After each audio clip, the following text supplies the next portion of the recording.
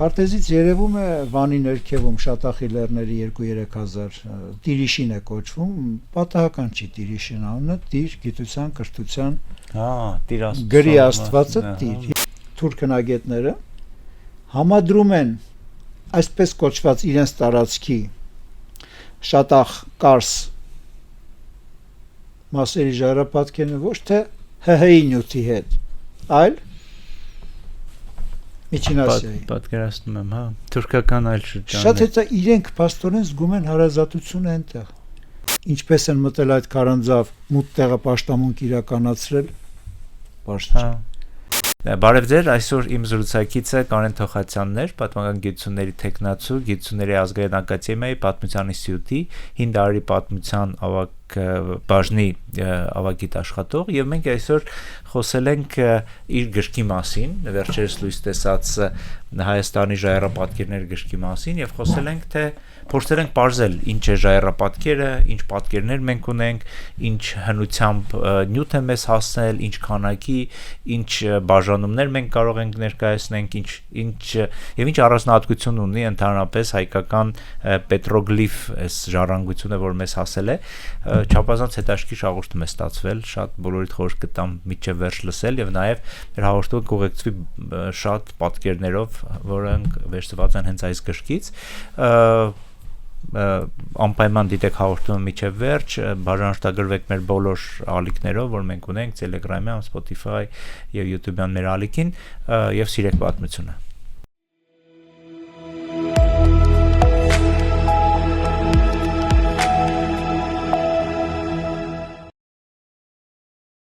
Կարեն ջան, բարև ձեզ։ Բարև ձեզ։ Շատ ուրախ եմ, որ այսօր ձեզ հյուրընկալել ենք ու նաև խոսելու ենք ձեր այս վերջերս բոլորովին վերջերս լույս տեսած գրքի մասին եւ մի շատ հետաքրքիր թեմա ենք քննարկելու, որը թվում է թե պատմական թեմա է, բայց մենք որպես ժողովուրդ ամենօրյա առնչություն ունենք իր հետ, ասենք գնում ես միտեղ քաղաքից դուրս կամ զբոսնում ես Հայաստանով մեկ եւ մշտապես հանդիպում ես այդ պատկերները, ժայռերին եւ այլն եւ նաեւ ուզում եմ հասկանամ ինչ է դա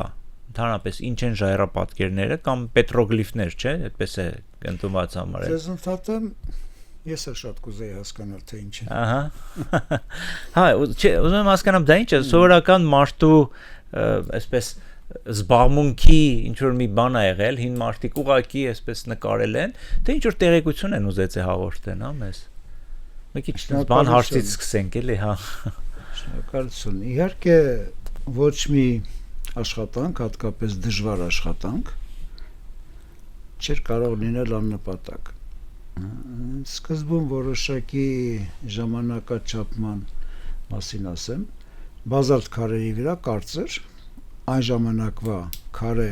ոչ մետաղե գործիքներով փորագրելը, մոտավորապես 10 սանտիմետր փորագրելը 2-3 մմ խորությամբ եւ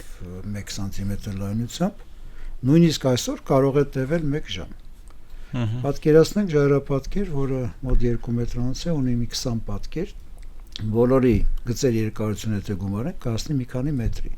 Լավ, 1 մետրից մինչև 10 մետր։ Պետք էր փորագրել, բայց քանի որ սա նպատակային գործունեության ոլորտ էր, պետք էր նախապես մտածել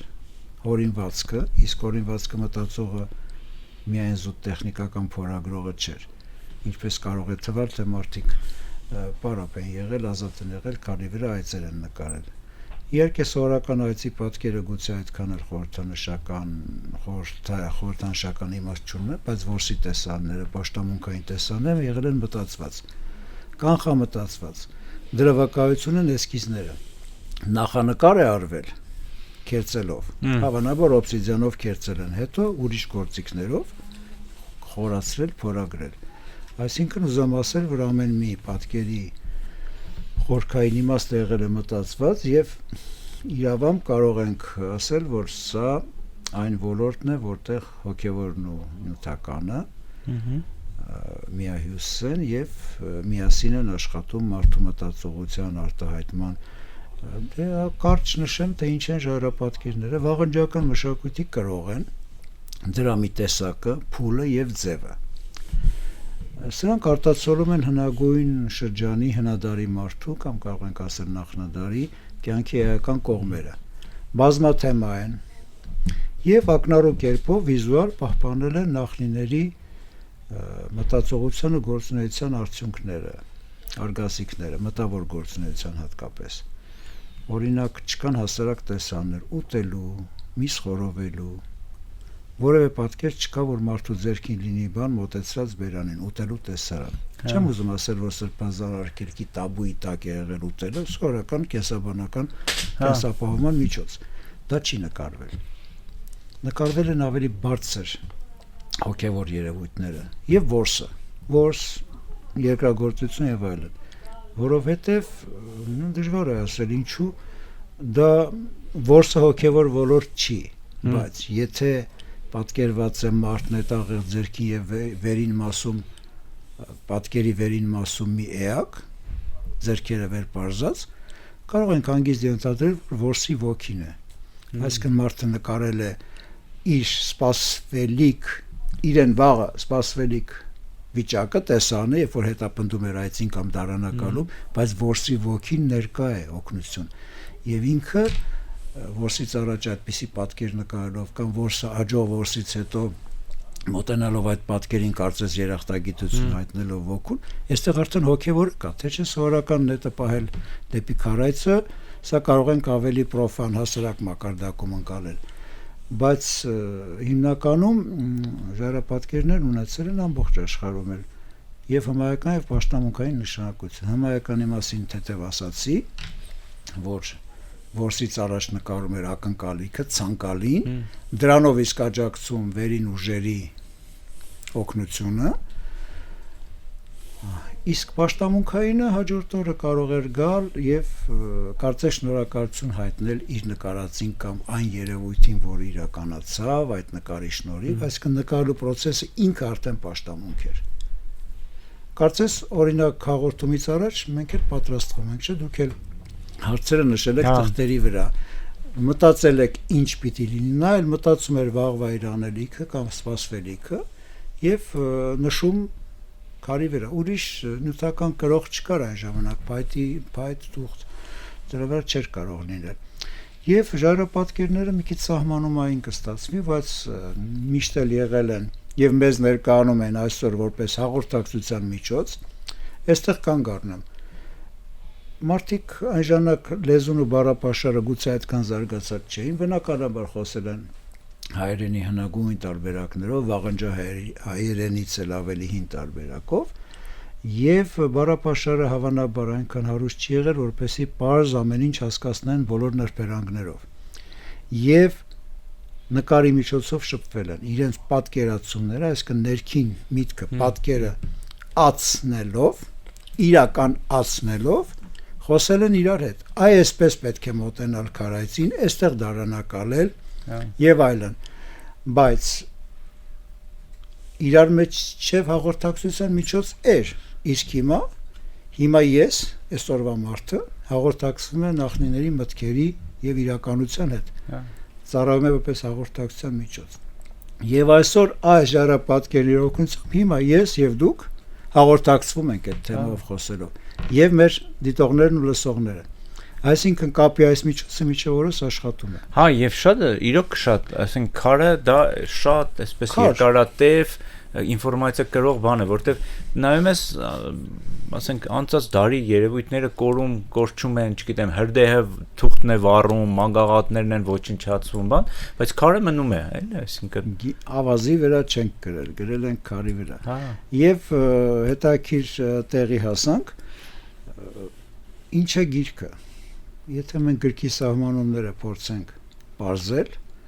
ես մի քանիսը հասկանում եմ մյուսները համացանցից կտամ մի երկու ուրիշ բնութագիր ինչ է գիրքը առաջին հեղինակային աշխատանքի արդյունք բայց իր համար չի հանրույթի համար այսինքն պիտի ունենա ընթերցող երրորդ պիտի լինի ընթերնելի օրինակ մեհենագրերը դժվար են վերցանվում վատ ձեռագրով գրված հատկապես բժիշկների գրածը դժվար է հասկացվում ուրեմն հեղինակ ընթերնելի ընթերցել հաջորդ կայուն պահպանման միջոց քարի մասին խոսում ինչ որ ասում է վերաբերում է եւ թղթի գրքին եւ թվանշանային միջավայրին եւ ժառապատկերին։ Հաջորդը կուտակելի է փոփոխելի, միշտ կարելի ավելացնել։ Կուտակելիությամբ դառնում է գրադարան։ Հաջորդը բազմաթեմա են երկուսն էլ, ժառապատկերն էլ, գիրքն էլ։ Բովանդակությունը անսահմանափակ։ Եվ երկուսն էլ կառուցված են նույն տեսակի տարրերից, կետերից։ Մեկը խորացված փոսիկներ քարի վրա, մյուսը տարրեր։ Մեր տարրերը կամ նկարչի գույնը եւ կետերի չափերը։ Իրոք դե գիրք բառը իր հոգնակի կիրառմամբ գիր գրեր, այսինքն ժառապատկերներն էլ կարող են համարվել անցյալի պատկերագիրք, գրադարան եւ այդպիսով նույնանում են այն ժամանակվա գիրքներ, ինչպես նշեցի արդեն, տեղեկույթը պահելու ես շատ զգույշ եմ եւ երբեք չեմ ասում տեղեկատվությունը պահելու, տեղեկատվություն տրամադրել, ինչպես հաճախ են ասում, տեղեկությունը, զգացմունքները պահելու, արտահայտելու եւ ամենակարևորը փոխանցելու միջոց, որպեսզի դառնա արդեն հաղորդակցության, հաղորդակցման համակարգի մի ձև ու մաս։ Երևի այսքանը նախաբանային։ Երբ որ մենք դուք քանի 250, հա, ժայռապատկերի բան ունենք այստեղ, քանի 248 ժայռապատկեր աղյուսակներ։ Իսկ ուզում եմ հասկանամ ամենահին շերտը ամենահին ինչպես ենք նախ որն է եւ ինչպես ենք որոշում տարիքը, այսինքն դրվագրման մեթոդը ոնց ենք։ Տարիքը չենք որոշում, այլ համարում ենք, որը հիմնավորված է իհարկե։ Ես կրկնում եմ մեր նախորդ մեծ ուսումնասիրողների տվագրումը 7-ից երկրորդ հազարամյակներ։ Ինչու երկրորդ։ Երկրորդ հազարամյակ, այսինքն մեզանից մոտավորապես 4000 տարի առաջ, արդեն աշխարհում եւ մեր տարածաշրջանում մեծ հայքում արդեն մեհենագրերը գործում էին։ Վկայությունները դրա շատ են, մեհենագրերը։ Իսկ մոտավորապես 3000 տարի առաջ արդեն բիայնական ուրարտական փուլում կիրառվում էր ներմուծված սեպագիրը, փոքր-ինչ տեղայնացված, ավելի կրճատված, քիչ թվով սեպերով եւ սա արդեն սեպագիր եւ մեհենագիրը տեղեկության ու զգացմունքի արտահայտման ավելի կոնկրետ, պակաս ակնառու տարբերակ ձևեր են։ Ինչու։ Սեպագիրը այսքան վանկագիր, ամեն վանկը, եթե վանկում ձայնավորները մի քիչ դժվար է ավելի որոշակի ասել, բայց բաղաձայններով առարկան կամ բայ երևույթը հանգիստ վերցանվում, կարդացվում է։ Ժայռապատկերում չես կարող բայ գոյականն ու ենթական տարբերել։ Ես ասում եմ, բայց հետո ինձ կհերքեմ, որոշ ժայռապատկերներում կա շարադասություն, կա ենթակա ստորոգել ուղի խնդիր։ Կարճ ասեմ, հիմա չեմ դժվար է թերթել ցույց տալը, ձախից պատկերված է նետաձիգը, նետը լարած վիճակում, փոքր-ինչ աճ, այծը ավելի հեռվում քառակուսի կամ կլոր մի օղակ։ Այսինքն վախեցնում է, որ գնա ընկնի այդտեղ։ Տեսեք, ես նախադասություն ասեցի։ Որսորդը վախեցրեց քարայծին, ուղեց դեպի փոսը։ Ենթակա ստորոգել ուղի խնդիր։ Եվ շատ հաճախ ձախից այս շարժումը պահպանվում է։ Այսինքն կա նախադասություն, կա նույնպիսի լեզվամտածողություն, որը հատուկ է հայերենին։ Մենք այս պատկերները ցույց կտանք ամբողջը մեր։ Պատկերները ցույց կտանք։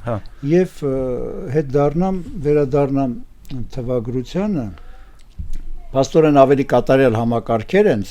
մեհենագիր եւ սեպագիրը։ Պակաս արտահայտիչ, պակաս գեղեցիկ, այսպես ասած, քան այս ժայռապատկերներ, որոնք հաճախ գեղարվեստական հզոր ուժ ունեն կտավի հասնող, գեղանկարչական, բայց ավելի անորոշ են։ Քիչ առաջ նշեցի հեղինակային են, ունի ընթերցող պիտի լինի ընթերնելի կամ կարելի ասել հասկանալի, ըմբռնելի։ Իսկ ինչու 7-րդ հազարամյակ, որովհետև մեր թվակությունից առաջ, որովհետև 8-րդ հազարամյակում դեռ լեռնաշխարհը ավելի ձյունապատ էր եւ սառցապատ, հատկապես բարձր տեղերը, իսկ ժայռապատկերները լեռնաշխարհում իհարկե կան Օշականի մոտ 1050 մետր բարձրության վրա, Նեղոց գյուղի մոտ լոռու 600 մետր բարձրություն, բայց հիմնականում 2700 մետրից ավելի բարձր, մինչև 3200, հաճախ 3300 մետր։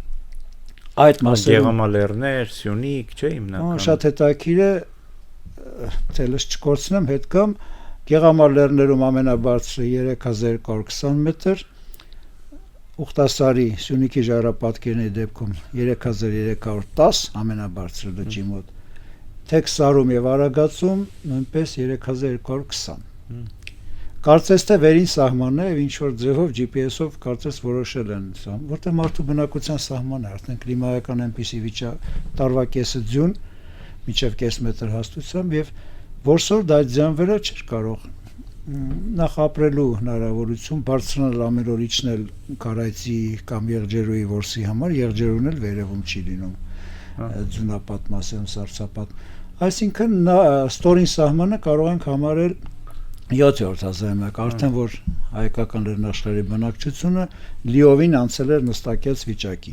Մինչ այդ հավաքչությունն էր որսորդություն, իսկ հիմա արդեն նստակեցություն, որը ուղեկցվեց կացարանաշինությամբ, բնակատեղերի հիմնումով, իսկ բնակատեղերը քիչ-քիչ զարգանում էին հովիտներից գետահուներով դեպի վերև, դեպի լեռները, որովհետև որսը այնտեղ էր ավելի։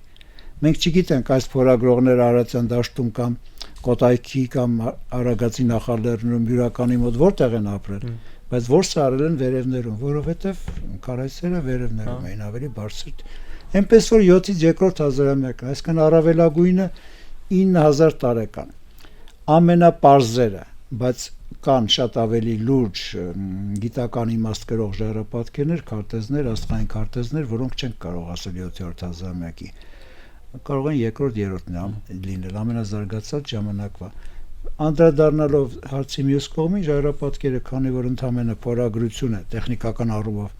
որևէ կերծվածք միլիմետրից մինչև 1 սանտիմետր խորությամբ ոչինչ չի թողել։ Վերևի շերտը կերծված,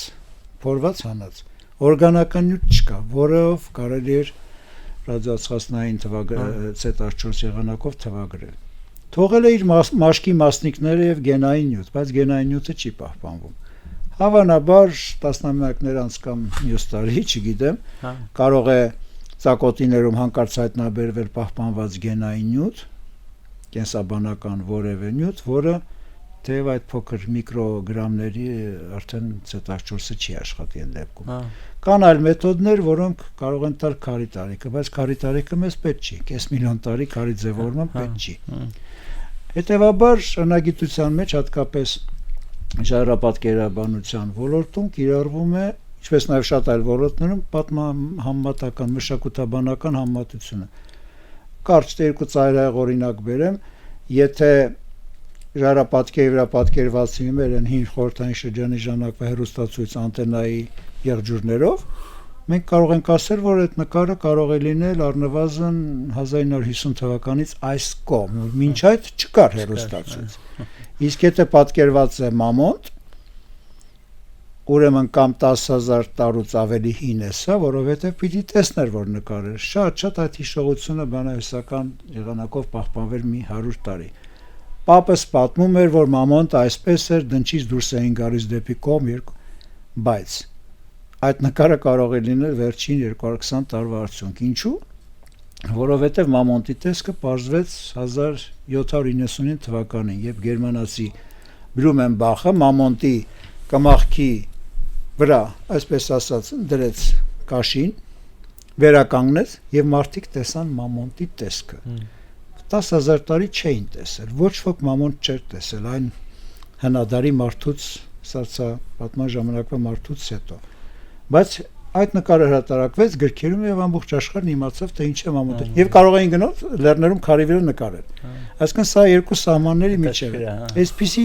բաներ կան։ Եվ իմ աշխատանքի հիմնական նպատակը եւ իրականացված վիճակը այս է։ Ձախ էջին օրինակ դրել եմ թռչունների պատկերը։ Հիմա ես այստեղ ցույց տամ, հետո եք բույսերի պատկերը երևում է աջ մասում։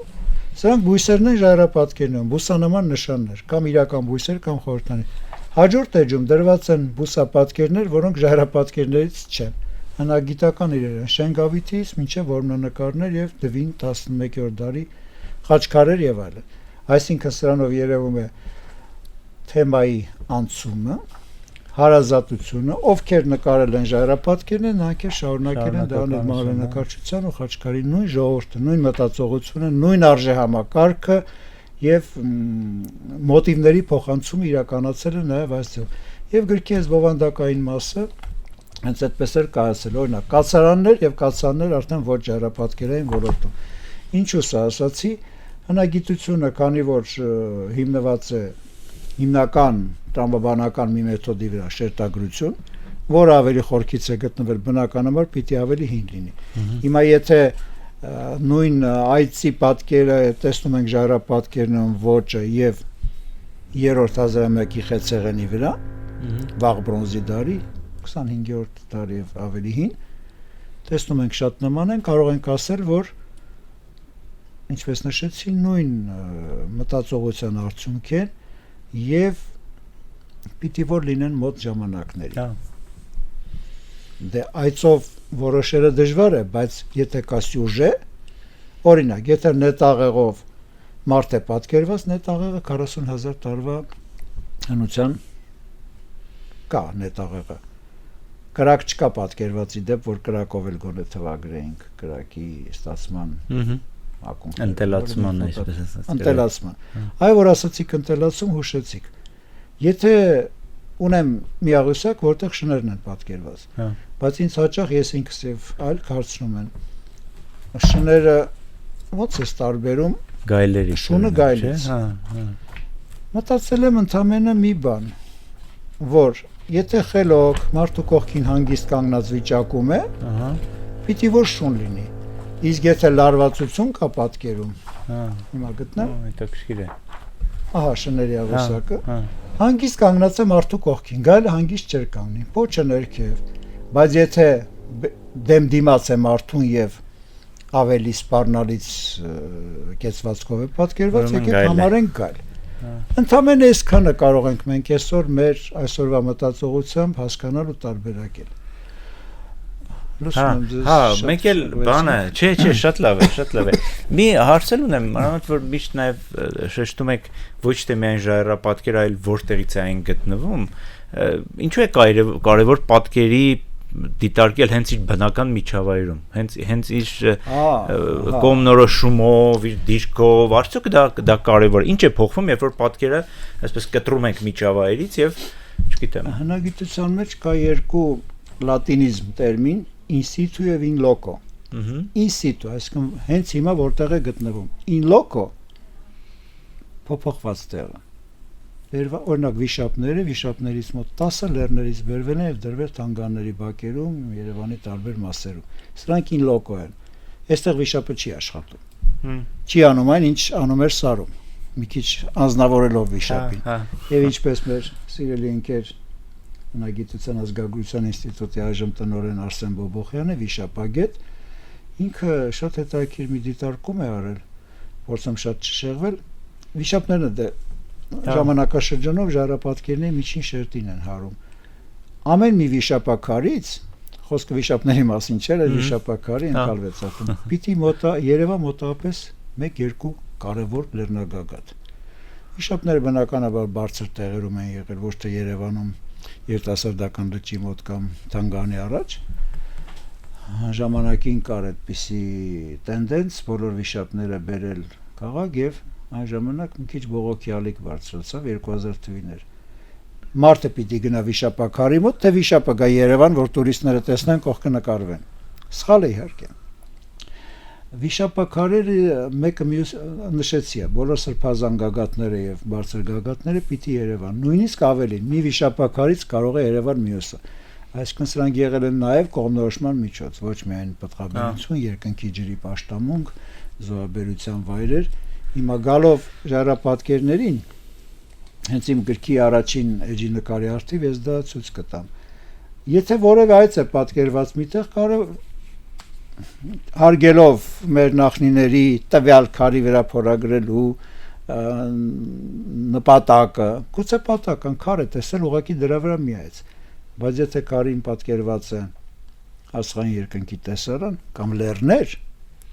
դիմաց երևացող լճակներ հետ, այսինքն քարտեզային, այդ ժայռապատկերը չի կարելի տեղաշարժել։ Տապը ժայռապատկերները չի կարելի եւ բոլոր հուշարձանները,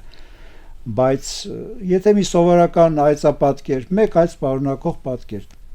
լիներ 10 մետր այս կողմ կամ այն կողմ կամ բերվեր թանգարան, ոչինչ չէր փոխվի, բայց տեղափոխել այ հիմա Օշականից փոքրինչ այն կողմ Լեռնամերձ ու Ոսկեհատ գյուղերի միջև 160 ժայռապատկեր կա, նրանցից մեկը քարանքը արդեն չեմ ուզում անունը տալ գովազդաներ կամ հակագովազդ, քարերն աղում են, խիճ են սարքում։ Հասել են ժայռապատկերների մոտ։ Ես ԿԳՄՍ-ի համապատասխան հանձնաժողովի անդամ եմ, որոշվեց մենք պիտի ենթարկվենք քարնել եւ դամբարանը տեղափոխել 50 մետր այն կողմ, որպեսզի չխանգարի քարանքին, չխանգարի։ 5000 տարի դամբան է, տեղերը տեղ մարդ է թաղված եւ եզրին կա ժայռապատկեր, այս է իրականությունը։ Գրքի մասին ես կարճ ասեմ, գրքի երեսին կազմին, տեսնում եք, դրել եմ իմ նկարած մի լուսանկար, կարծեմ 16 թե 17 թվականի Գեղամա լեռներից, նախ մեր բնաշխարհն է պատկերված, բարձր երկինքը, երագույն կարծես թե սիմվոլիկա էլ կա, ներքևում մոնտաժել եմ քարից մի հատված, բնաշխարհի մոնտաժել եմ, իրական չի, ժայռապատկերներն իրական են այս երեքը, ձախից մարդիկ, իրենց պատկերումը պաշտամունքային վիճակ է, մեջտեղում արևի պատկեր, երկնային լուսատուներ, կյանքի հիմք, ապավեն, եւ հետո կենսական աշխարհի մի ներկայացուցիչ, քարայծը, որը շատ է։ Բայց նկարն արված է Գեղամա լեռներից։ Երևում է Երգագաթ հատիսը, Արայի լեռը եւ Արագածը։ Սա նկարել եմ 3-րդ հազարամյակի 21-րդ դարի սկզբներին։ Բայց ներքին ինչ որ մի նախախնամության հետ կապված թե ինչ պատճառով նախ նշեմ, որ այս գիրքի տեխնացուական ատենախոսության 20 թվին պաշտպանած ատենախոսության երկրորդ հատորն է, աղյուսակային մասը, այս նույն չափի էր։ Այնտեղ այս նկարը դրել էի։ Նույն բանը նկատել է, ես օրինակ նկատել եմ որպես գեղեցիկ պատկեր, նկարել եմ լուսանկարը։ Գեղամա լեռներից մեր 3 պաշտամունքային սրբազան Արայի հետ կապված սարերը, հատիսն էլ Արայի լեռը եւ Արագածը։ 5000 տարի առաջ մի մարդ կամ թող 3000 տարի կամ 7000 նկատել է այդ նույն պատկերը համարյա նույն կետից մի 5 կիլոմետր այն կողմը, ես ու գիտեմ 3 լեռները նկատել է, պատկերել քարին, ինչով կարող եմ ապացուցել ձեր գրիչով ցույց տալ։ Տեսեք, սլակներով ցույց եմ տվել 3 լեռներ, հատիսը, Արայի լեռը, Արագածը հեռվում։ Այս քարի վրա, որը թեև ուղիղ չի նայում այդ ուղղությամբ, բայց ուրիշ հարմար քար չի եղել։ Պատկերել է այս 3 լեռները, ընդ որում Երգագաթ հատիսը երևում է այսպես երկճյուղ բեկել գծով։ Մյուսները ավելի կոր։ Այսքանին ես շատ եմ հավատում, որ նա իրոք նկարել լեռները ակնհայտ է բավականաչափ։ Մյուս մասը մի քիչ երևակայական է արդեն իմ ենթադրությունը, որ այս կլոր մասով էլ ցույց է տվել հենց քարն է եւ այս գծով էլ ուղղությունը թե որ կողմ նայել։ Դե չգիտեմ ինչու պիտի ցույցեր որ կողմն էլ երևում է էլի։ Բայց այն ժամանակվա մտածողությունը գուցե ավելի պարզ էր, ավելի ռեալ եւ ավելի կոնկրետ եւ կարծես նշել է քարի տեղը եւ լեռների ուղղությունը։ Լեռները չէին կորի։ Սա լեռների քարտեզ չի։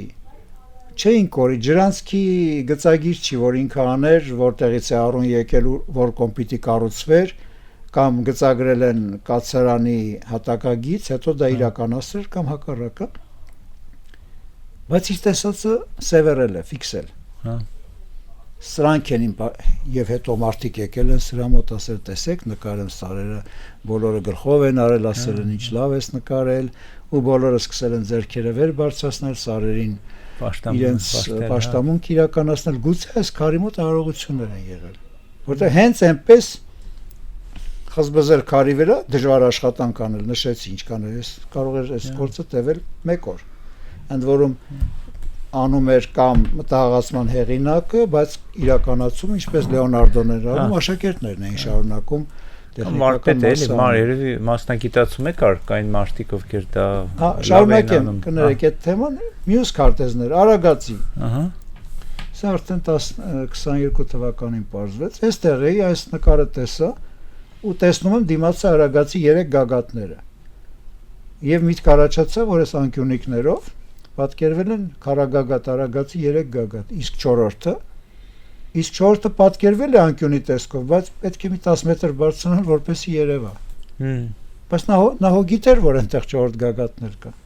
4 գագաթից արևմտյանից դեպի արևմուտք, դեպի ձախ պատկերել արևի սկավառակ, ընդ որում սրանք ուղիղ շարավիղներ չեն, այլ կոր գծեր, եւ հավերժության նշանի նախատիպ կարելի է համարել։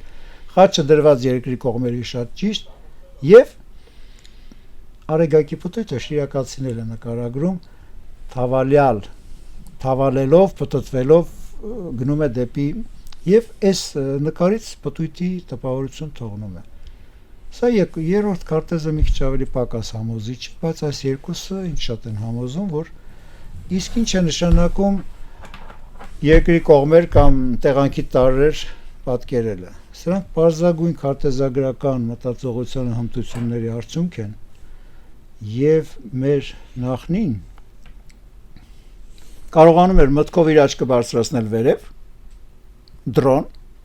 վերևից տեսնել ամեն ինչ եւ պատկերը։ Սա շատ բարդ մտածողության արդյունք է,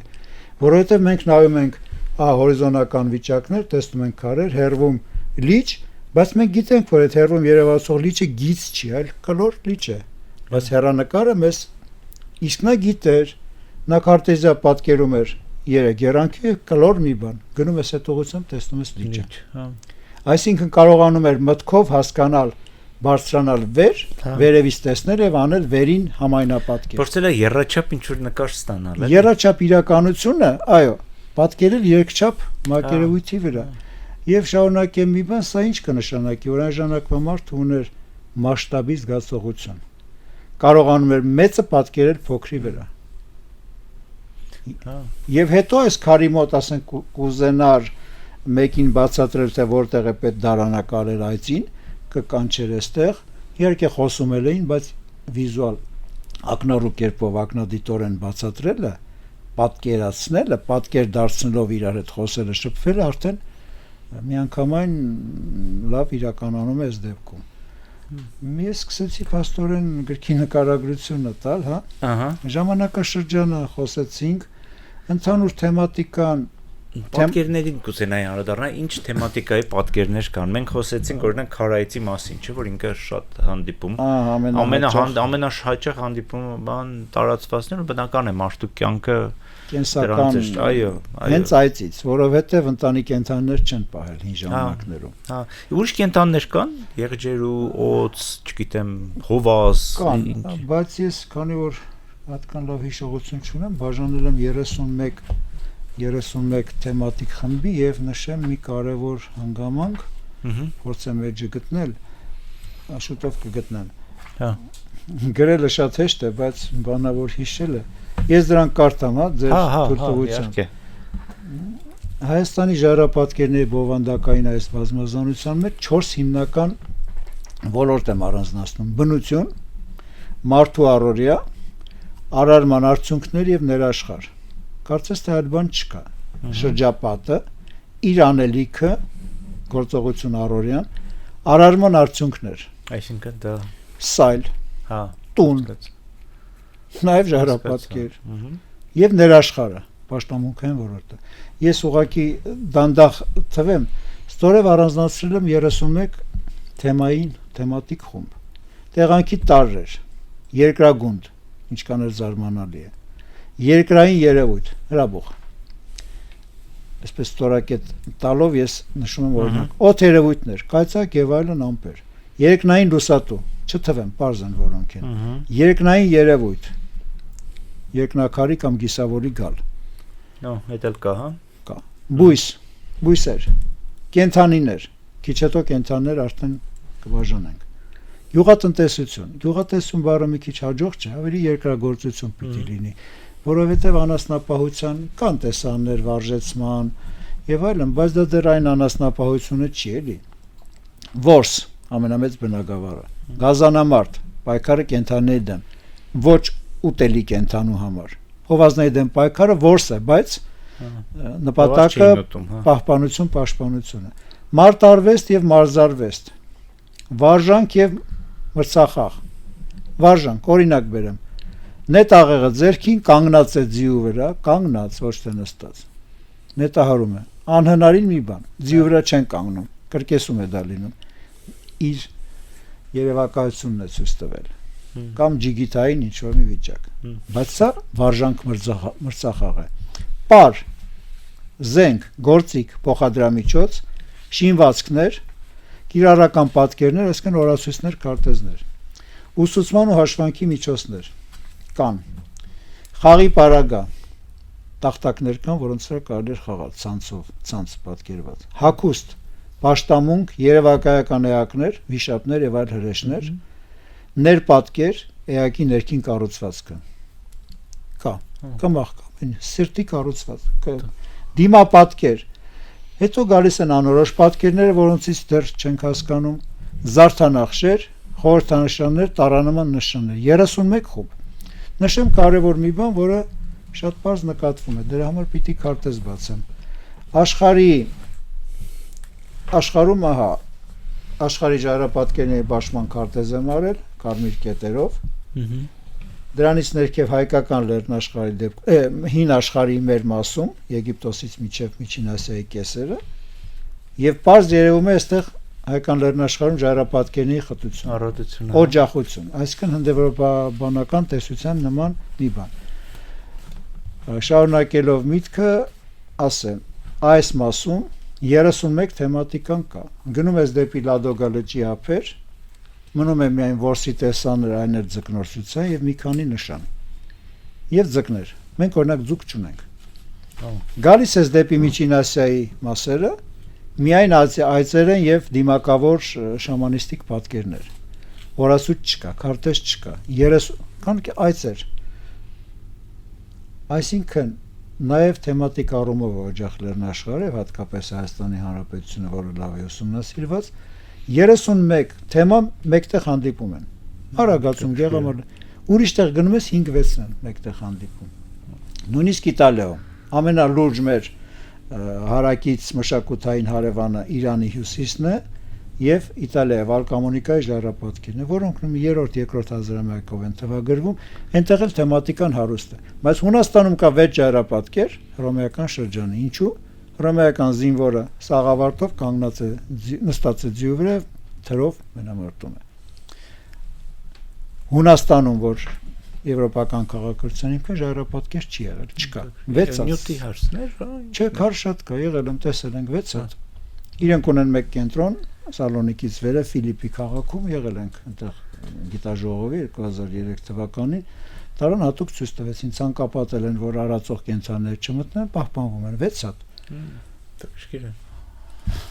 եւ մյուս քարտեզում արդեն երևում է ավելի մանրամասն հայկական լեռնաշխարհի հիմնական հնավայրերը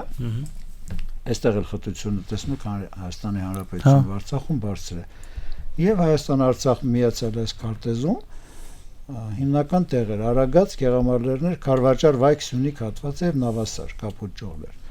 Այսքանը իսկ Արևմտյան Հայաստանում իրենք քիչ են, թե ուղղակի չեն ուսումնասիրվում եւ մենք չգիտենք որ այդտեղ։ Մոռացա նշել Վանից Սարավ Շատախի լեռներում կա մոտ 3000 ժայռապատկեր։ Հիմա նշեմ մի կարևոր բան, ես փորձեմ շատ չօգտագործել կարևոր բանը, որովհետև մի տեսակ անձնավորում կստացվի, բայց այսքան 30 տարվա աշխատանքի արդյունքում տարեկան միջին հաշվով 1 իմ կողմից գնահատված խելոք բան անցել է մտքովս, կամ հուշել են նախնիները կամ ժայռապատկերները, տարեկան մի հատն է բավական։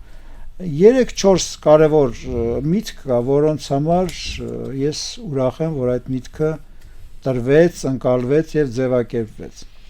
Առաջինը նշածս էր, որ օջախ է, թեմատիկ եւ քանակային առումով, սա շատ կարևոր էր։ Ու կա ճարագայթաձև բաշխում, ինչպես հնդեվրոպական լեզվի միջավայրում։ Եվ հնագիտության Քիրբետ-Կերակյան մշակութային պայթյուն, Քուրարաքսյան մշակույթի տարածում, Քուրարաքսյանն էլ անհաջող տերմին է, փոխանակայկական ասվի Քուրարաքս, այսինքն ինչ-որ գետամիջյան, միջագետք զգույշ տերմին է։ Հաջորդ կարևոր միտքը, որ ծագել է, քարտեզից երևում է Վանի ներքևում Շատախի լեռների 2-3000 Տիրիշին է կոչվում, պատահական չի Տիրիշին անունը, Տիր գիտության, կրթության,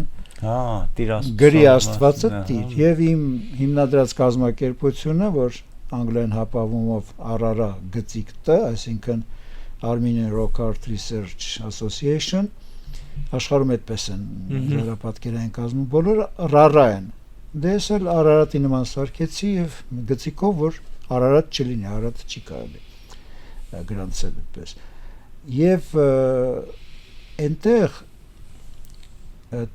տանել Տիրաստոնով կողքը դրեցի։ Այստեղի ժառապատկերն եմ Շատախ, ինչպես նաեւ Նավասարի ու Արագածի շատ են տառանման նշաններ, այդ մասին երևի խոսենք։ Տառանման նշաններ, ոչ մի տառու բառ գրված չկա, իսկական տառեր չեն։ Շատ նման են մեր այբենական, ոչ միայն մեր հունական ու փյունիկյան տառերին, կան աղյուսակները, բայց բառ չի գրվել, եթե տառով բառ չի գրվել, ուրեմն դա տառ չի, դա տառ ընդհանրապես հնչյունի նշան է։ Այս Շատախի պատկերները լրիվ նույնն են, ինչ որ ՀՀ-ում հայտնաբերվածները եւ Նախիջևանի եզրին։ Բայց ինչն է հետաքրքիր, մեջտեղի մասերում ավելի անտառապատ է, հարմար քարերը ավելի քիչ են, նաեւ վատ է ուսումնասիրված։ Այդ արևմտյան իր հարևանությունը պարտադրած երկրի մասնագետները ավելի շատ ուսումնասիրել են Կարսի շրջանը եւ այս Շատախին է։ Մի հնագետ է եղել քրդական ցակման Մուվաֆակ Օյանեկը, որը 74 թվականին գիրք հրատարակեց Ավստրիայում, ամբողջ իհարկե ասում էր գրել է գրքի վերնագիրը Հարավարեմեցան Անատոլիա, դե այլ կերպ չէր կարող, իրենք այդպես են համարում անիմաստ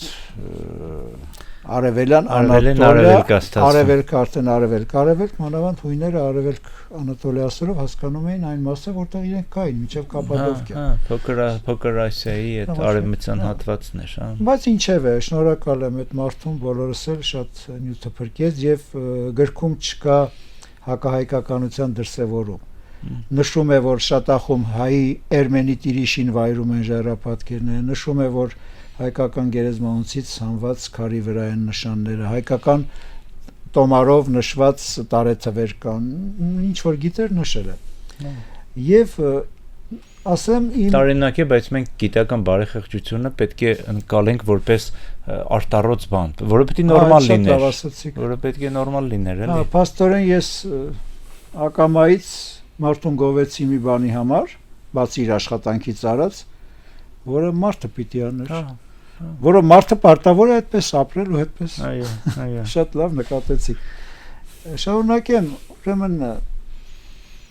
հարազատության մասին ասացի, որ Շատախի, Արագածի, Շունյաց, Կարվաճարի պատկերները նույնն են, բայց այդ երկրի հարևաններից մի քանիսը վերջերս 2 մագիստրոսական աշխատանք լույս տվի 2 կանանց աղջիկների, որոնցում կար եւս 5 հնավայր, որի մասին չգիտեի, փնտրեցի գտահոդվածները, շատ հետաքրքիր մի բան նկատեցի։ Իրենք թուրք հնագետները համադրում են այսպես կոչված իրենց տարածքի Շատախ Կարս մասերի ժայռապատկերները ոչ թե ՀՀ-ի նյութի հետ, այլ Միջին Ասիայի։ Պատկերացնում եմ, հա, թուրքական այլ շրջաններ։ Շատ հետո իրենք փաստորեն զգում են հարազատությունը այնտեղ։ Թռչելով Հայաստանի վերով, մեր նյութ իմ աշխատանքներին հղումներ կան ընդամենը այծերի պատկերներ, որ այսպիսի պատկերել կա, 2-3 տեղ հղել են, շատ նորմալ, բայց ոչ մի համադրում չկա այս ՀՀ-ի եւ Շատախի։ Միանգամից Սելջուկյան շրջանի ժայռապատկերն է, Տամգա կոչված նշանով, զենքի տեսակ է, համադրում են Միջին Ասիայի հետ։ Այսինքն իրենք գիտեն, որ այնտեղից են։ Իհարկե իրենց պատմագրության մեջ կան այսպիսի անիմաստ տերմիններ, թուրքական մշակույթի ընդերվոպական շերտ, թուրքական մշակույթի ուրարտական շերտ, խետական ամեն ինչը, բայց դրանք են մի քիչ լրագրողական ոճի ավելի նացի մտածողներ են, կարճ բառով եմ ասում նացի, որտեղ հենց այդպես է, բայց լուրջ հետազոտողները փաստորեն ուրիշ բառ եմ օգտագործում, մի տեսակ ռիսկ չեն անում, հարազատություն չի զգում, որովհետև օրինակ Էրզրումի մոտ այդ քարանձավային պատկերներ կան, ձիու վրա նստած թուրը ձեռքին Սելջուկ կողքներ ռուներով գրած ինչ-որ բան։ Իրենք ավելի շատ է ժայռապատկերները, կերծվածքները 10-րդ դարին Պոլսի Էգեան ափից սկսած մինչև Կիլիկիայի վերին մասերը կան։ Շատ լավ ուսումնասիրում են եւ նշում են, որ դրանք նախասելջուկների առաջին կարճատև այցերի արդյունք են, շատ Քրիստոսի մոտ ժամանակներում։ Իսկ վերջնական որ գալիս են 10-րդ դարը, ինչ պիտի նկարեն իրենց որսի ռազմի տեսանները։ Շեղվեմ 11 թվականին Ղազախստանում էի, այնտեղ երկու լավ հնավայր կա, Տամբալի եւ Տամգալի հնավայրերը, մի քանի հազար ժայռապատկեր։ Թանգարանի խմբով գնում ենք այցելության, նայում եմ, մոտենում է Թանգարանի տնօրենը, ասում է, չգիտեր որ ես պրոֆեսոր չեմ, բայց բոլորին այդպես են դիմում, ժամանակ պաշտպանացել չի, պրոֆեսոր դուր եկան այս նկարները ձեր, այդ պրոֆեսոր բառից մի քիչ շփոթվեցի, բայց ասի լավ ճուղ եմ էլի մարդու ասա մի քիչ ընդհատել մարդու միտքը, ասի ոչ, կտրուկ, ինչու, ասի արյուններ ամբողջը, սպանության ռազմի դաժան տեսաններ, ինչ ասի որ լավ լինի, это же турки, Ղազախ մարդը, это же турки, թուրքական նվաճումների ժամանակ Սելջուկյան, որ մտել են Ղազախստանի այսօրվա տարածք, որտեղ դեղպճաղներ էին, մի խոսքով ապրում էին, դեռ մահմեդական էլ չեն երևի, այդ են նկարել, կոտորել են այս մարդկանց տեղացիներին, նկարել են արյունոտ տեսաններ, նիզակը խրված մարդու մեջ, անգլուխ մարդիկ, գլուխը ծռված ընկած մի կողմ մարդ, թևերը թարս ջարդված, ինքը անմիջապես նշեց, որ դա իրենք չեն։ Շատ հետաքրքիր էր։ Ես շատ ռեակցիա չտվեցի անմիջապես, չուզեցի ինչ-որ ազգային բան տալ, կատեցի։ Կային լավ պատկերներ, արևավար մարդ, արևի ճառագայթներով եւ մի շատ եզակի բան, որ իրենց մոտ տեսա եւ իրենց բացատրեցի, իրենց մտքով չեր անցել, դա կարճ ցույց տամ։ Նկարը նկարի մեջ։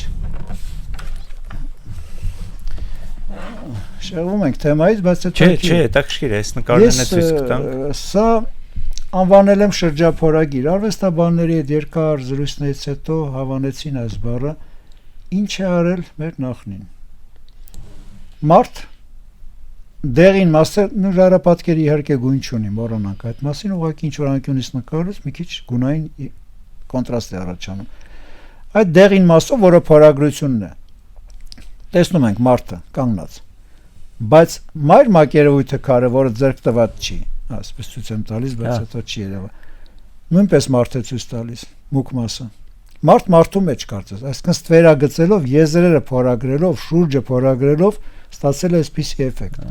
Նույնը այս այցի դեպքում։ Եվ ներսում է այցը զգացվում սիլուետ, եւ բայց այստեղ արդեն ոչ։ Ներսինը նույնպես այցանման է դրսից էլ։ Նույն քարի վրա կա երկու ոճով արված բան, ահա այս մարդը եւ կողքը սովորական գծային պատկերով գծապատկեր օծեր։ Եվ վերջում Ղազախստանում տեսնում եմ այս պատկերը, կողքը կանգնած, կենթանին կենթանու մեջ։ Ու նույն տեխնիկով արված, այսինքն ծեծած մասերը մուկն են, ներսում մնացել է մայր մակերույթը չծեծված, չդաջված, չդրվագված, որը նույնպես արտահայտում։ Իրենց ասեցի, իրենք ասում են դե հղիություն բան եւ այլն, բայց ես երբ որ պատմեցի որ մեզ մոտ էր, աշխարհում էս երկու դեպք կա։ Ուրիշ ինչքան գիտեմ ժայռարվեստում ոչ միտեղ չի հանդիպում։ Բայց դե արի այս բառը թարգմանի անգլերեն։ Կա մի նման բան կոելոգլիֆիկ ռելիեֆ, որը ենթադրում է մի տեսակ կարտուշի նման բան, եզրագիծ, հատկապես սրբապատկերներում, օրինակ լուսապսակն էլ է այդ իմաստով։ Կողքից նույն բանը կրկնվում է, գլխի կառուցվածքը կողքից մի գծիկով, բայց դա ընդունված է լուսապսակ անվանել։ Եղջերուներն են այսինքն հիմնականում այդ որ ես էլ նկատեցի այսինքն այս նկարների մեջ ուրիշ կենտաններ չունենք ձուկ չունենք այդ ձուկ չունենք ու շատ հետաքրքիր է քիչ առաջ նշեցի թե ինչ ունենք բայց շատ կարևոր է թե ինչ չունենք ահա մի ժամանակ դա այդ տարին մեկ եկող լավ մտքերից մեկն էր իսկ ինչ չկա սկսեցի թղթին գրել թե ինչ չկա եւ ստացվեց արդյունք չկա աչք կետով պատկերված աչք երկու տեղ կա դիմանկարների բաժնում աչքը այսօրվա բիբով նույնիսկ ունքերներ թերթերունքով չկա։ 1. Չկա ուտելու տեսարան։ Չկան անձնական գիշերային կյանքի սերքի հետ կապված պատկերներ։ Սրբազան բեղմնավորման տեսարաններ կան։ Չկա կատու, մուկ, որը մարդու շրջապատում հաստատ եղել։ Դե կատուն իհարկե ընտանի չի դառնում, ուղղակի գալիս մարդու կողքն ապրում է։ Չկա ուտելու տեսարան, խորովելու տեսարան եւ կրակի պատկեր։ Կրակի շեղջեր կարող էին նկարել։ Այսինքն իրոք սրանք սրբազան արգելքի արդյունք կարող են լինել։ Տաբու է եղել, հա։ Օրինակ արջի անունը հին ժամանակներում հնդեվրոպական լեզուներում արջի անունը չկա, չի պահպանվել։ Մենք ասում ենք արջ, եզդիները ասում են հրճ, ռուսներն ասում են մեղրակեր, ուրսուս լատիներեն լեզուներից իսկական անունը չի պահպանվել, որովհետեւ անունը տայր կգար քեզ կուտեր։ Չտանք անունը, ասենք այն մեղրակերը։ Ու այսպես շատ կան։ Կենթանիների մեջ հիմնականում որսի կենթանիներն են, որոնք սննդի մեջ գործածվում էին, վարազի պատկեր կա, բայց խոզ չկա։ Դե խոզն ու վարազը մենք այսօր լավ տարբերում ենք, չէ՞, այդ մռութի ձևով։ Այսինքն դե Ուրարտուի ժամանակ խոզի ոսկորներ կան, 4000-ում իրեն հնավայրերում հայտնաբերել, արդեն պահել են։ Հա։ Իսկ մինչ այդ որսում էին վարազ։ Արջի պատկեր 2-3 հատ, հիմնականում 60-65%-ը մոտավորապես եմ ասում, գուցե կարևոր են հաշվարկները, բայց դեռ չեմ արել։ Որովհետև ամեն տարի գնում եմ նոր պատկերներ են ավելանում եւ դրանք 60% այծեր են։ Հաջորդը եղջերուն, հաջորդը հովազները։ Հովազն ու հեպարդը միասին։ Իսկ օծեր կան, օծի պատկեր։ Հա, նեղ ցույց տվեցիք մի քանի։ Հենց այ հիմա հենց այդտեղն է, օծերը երբեմն կարելի է շփոթել կայծակի հետ։ Հա։ Բայց օծեր ու վիշապներ շատ կան։ Կայծակ եթե վերին մասում է պատկերված ու մարդու ձեռքից վեր մարդը կանգնած է եւ ալիքա ձևգից, այսպես երևի ավելի լավ է ցույց տամ, հա ոթի մեջ նկարեմ։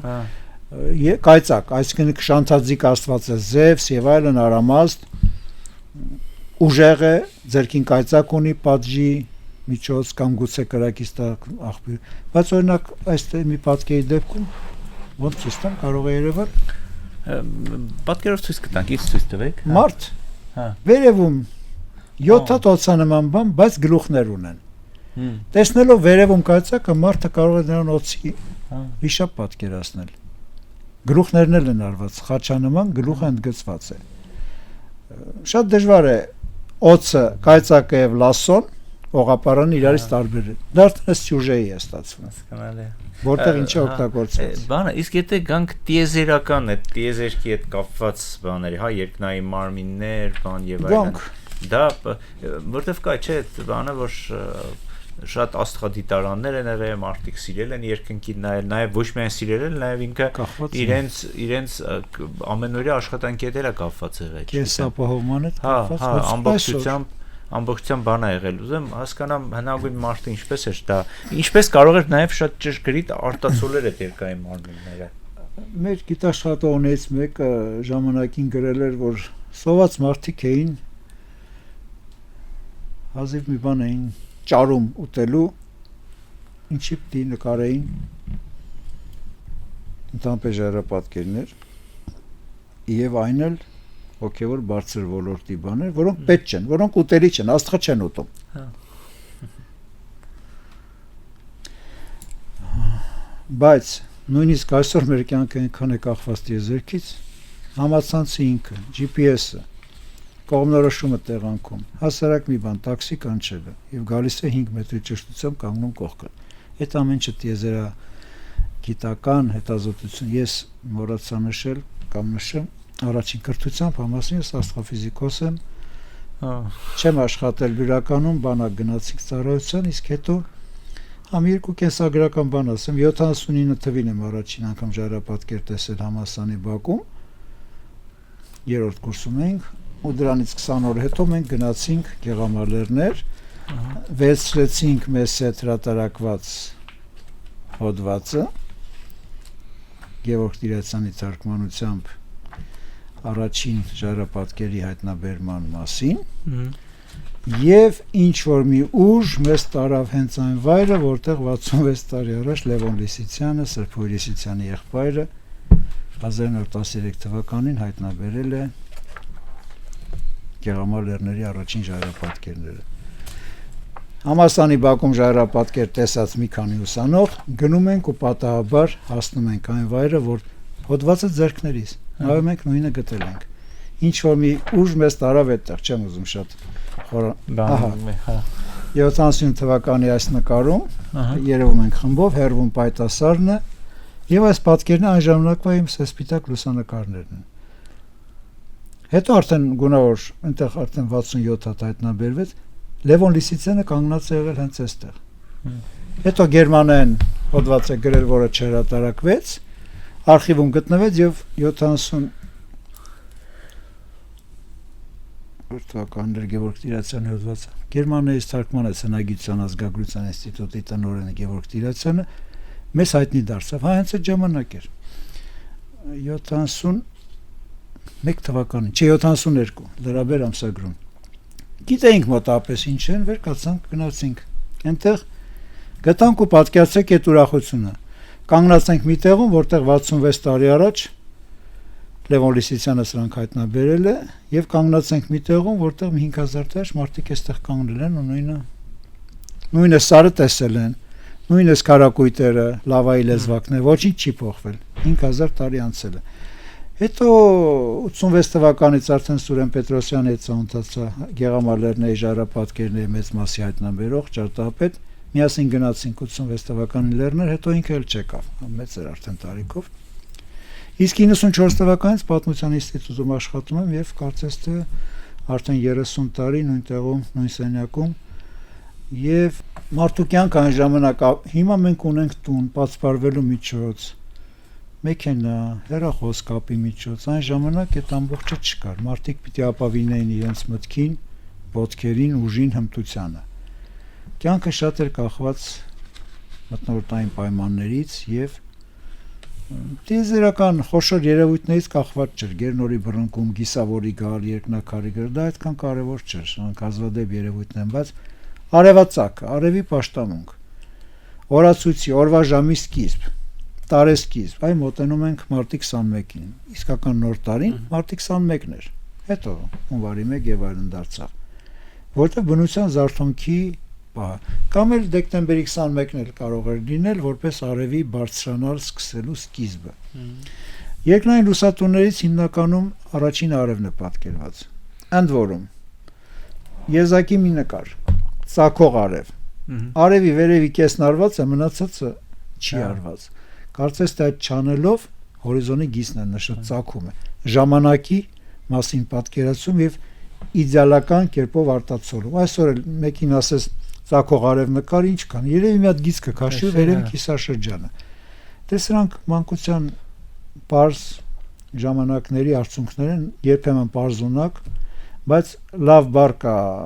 ընդունված պրիմիտիվ։ Պրիմիտիվ բառը լատինից երկու իմաստ ունի՝ պարզունակ եւ առաջին prima, առաջնային։ Prime։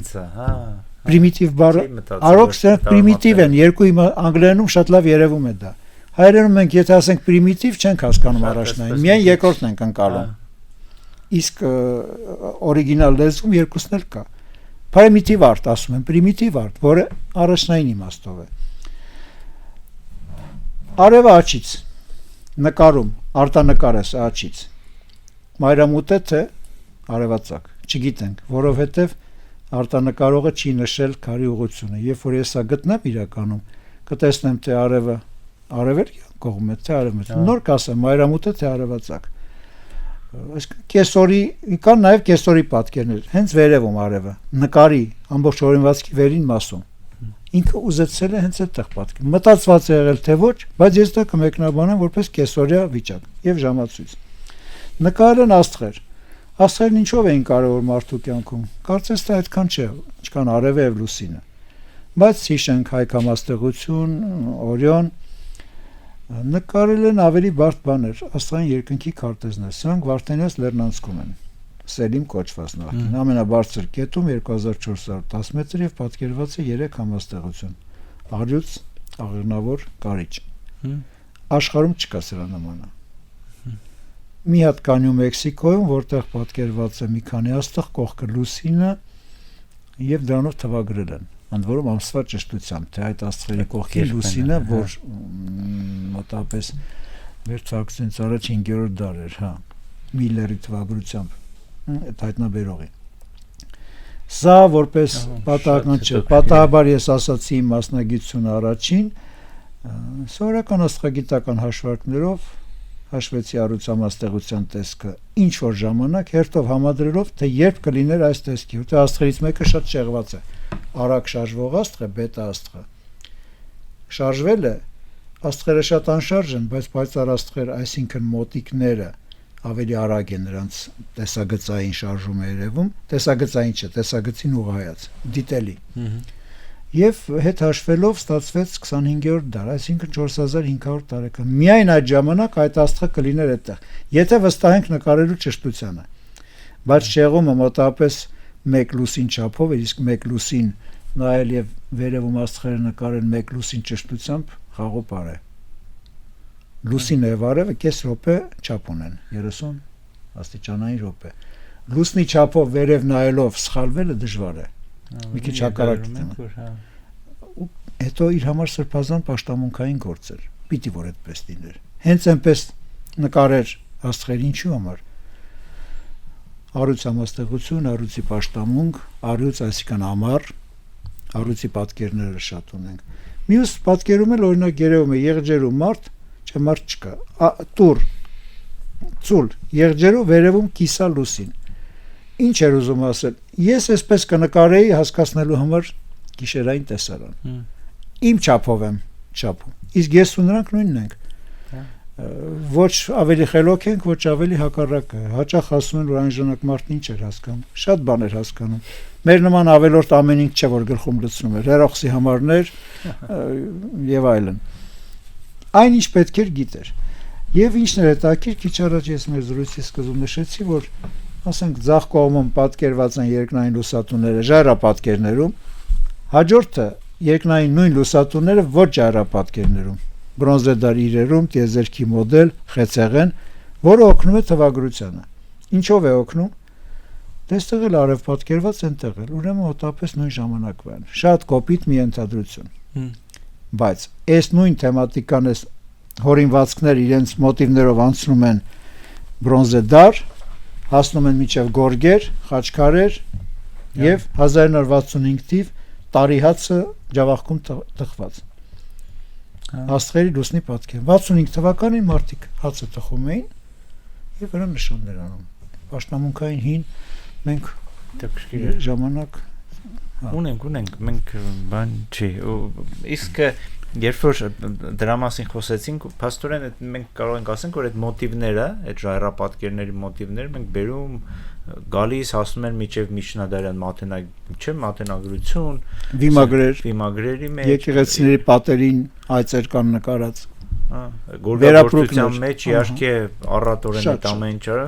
եւ նույնիսկ մերօրյա զարդարանքների մեջ էլ մենք դա կիրառում ենք օգտագործում ենք խաչքարագործության մեջ ենք օգտագործում չէ՞ դեպ սորեն որ գորգի մասին ասացիք ընդհանրապես մեր այսօրվա պահպանված գորգերը 19-20-րդ դարի են չի պահպանվում բայց դա ոչ չի նշանակում որ գորգը 200 տարեկան է հայկական գորգի նկարագրությունները միջնադարում շատ են թագավորը նստած էր գորգի վրա կա նկարագրություն շատ կան հնագույն գորգը աշխարհի այսօր պահվում է Էրմիտաժում գտնված է Բազիլիկ վայրում Միջին Ասիայի ուրարտական ծագման աշխարհի հնագույն գորգը որը բոլոր մասնագետները ընդունել են եւ հայտնաբերել ինչու է պահպանվել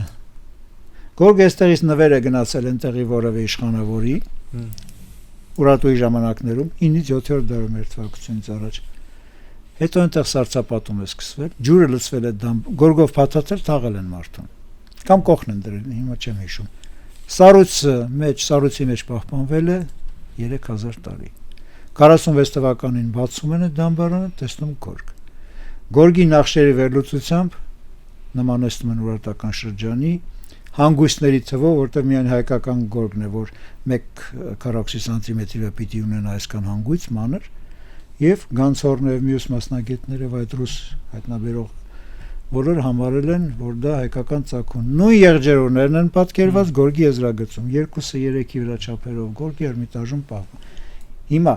բայց գորգի մենք մի այլ վկայակոչում էլ ունենք փաստագրում։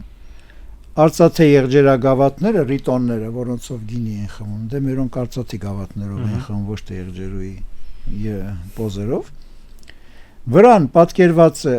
դրվագված է արծաթե ռիտոնը մոտապես այսքան չափեր ունի, երևույթում է պահվում։ Մարդ, որը նստած է ձիու վրա եւ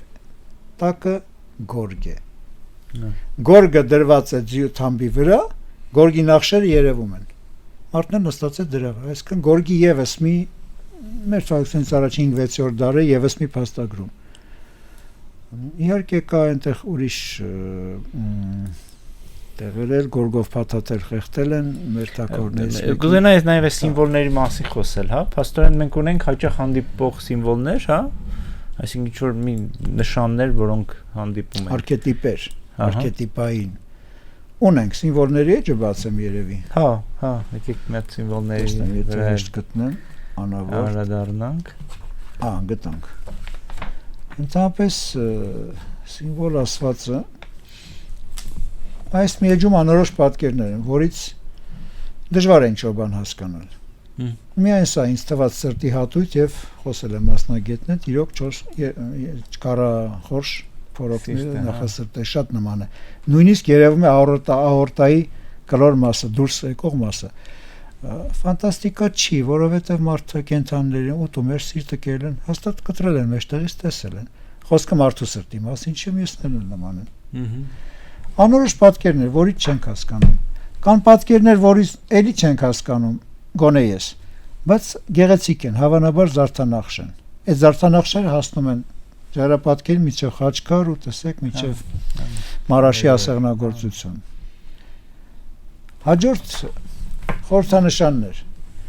էլի չեն հասկացվում, որովհետև սրանք խորհրդի եւ իմաստի ինչ-որ նշումներ են։ Իհարկե այս լաբիրինթոս է կամ պարույր տիեզերքի անվերջության նշանակությունն է աշխարհում, բայց կան մյուսները ես որ չեմ հասկանում, բայց այդ նշանների մի մասը խեթալովիական մեհենագրերի տեսքով պահպանվել են, որոնք վերծանված են եւ ընթերցվում են։ Օրինակ մուրճ, նախնի, աստված, տեր, դուքշկիլը։ Սրանք արդեն 20-րդ դար մոտավորապես մեր թվականից առաջ, բայց հիմա ամենահետաքրքիր բաներից մեկը։ Հա, տառերը, հա։ Սա նկատել էր հայտնաբերող Սուրեն Պետրոսյանը, ես նշել եմ իր աղյուսակը մի քիչ կարգավորեցի, նշել եմ, որ իրենն է։ Հայկական այբուբենի տառերը, սրանք փաստեր են, նորից կրկնեմ, ոչ մի բառ չի գրված, ոչ մի անուն, ոչ մի բառ, այսինքն սրանք հնչյունի նշաններ չեն, ինչ որ գաղափարագրեր են, որոնք Մաշտոցի երկը կարող էր տեսած լինել, որովհետև նա 7 տարի ճգնել է Մեսրոպավան գյուղում, Նախիջևան, Կապուջուղի ժայռապատկերների մոտ, Նավասարի իր քարանձավից դեպի ժայռապատկերներ 500 մետր է։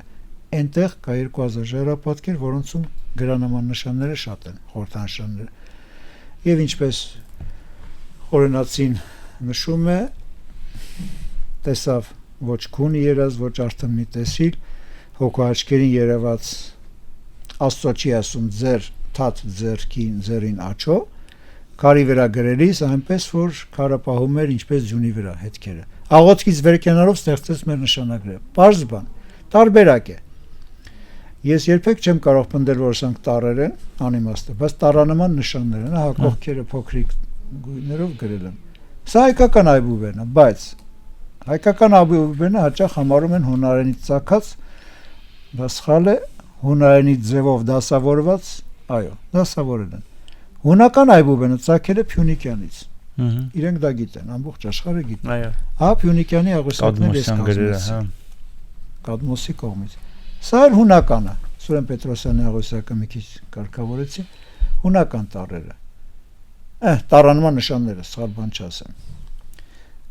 Կան նաև թվանման նշաններ։ Օրինակ այս հավերժության անսահմանության նշանի նման նշան կարող է 8 պատկերացնել։ Հա։ Եվ ամենակարևորը հայկական տառերի տառանմանների մեջ շատ են ոճական տարբերակներ, այս վերևին։ Ա տառի 4 տեսակ, վերևի շարքում։ Հա։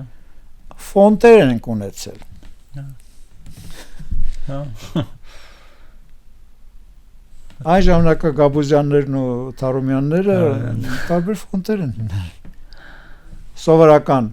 կարճ պոչիկով, երկար պոչիկով, երկաթագիր ալֆայա նման, երկարապոչ եւ զույգ պոչով, որը նաեւ ցուլի գլուխ է, ալեֆն է, ալեֆը։ Կա օրինակ շատ հետաքրքիր մի պատկեր։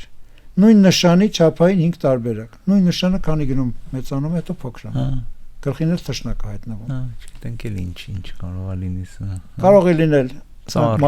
մարդու աճ, հետո մարդը մեռավ թե ինչ եւ թշնակ, հոգի, սուրբ հոգի, կամ ծառ է պատկերված, ծառի աճը։ Ամեն ինչ հնարավոր է։ Չգիտենք։ Իսկ միակ տարակապակցությունը, տարանման կապակցությունը սա է։ Երկու տարանշան իրար կողք, էլի ոչինչ չի նշանակում։ Չունենք, 2 կամ 3 չունենք։ Հետաքրքիր է, բանը, նաև կուզենայի մի փոքր անդրադառնանք այդ միջազգային համատեքստին, հա։ Դուք չնայած մի քիչ նաև անդրադարձաք, բայց ինչքանով է մեզ օգնում այդ միջազգային, չգիտեմ, Ալտամիրայի կամ Լասկոյի մենք բաները գիտենք, որ նկարները, հա։ Լասկոն ու Ալտամիրան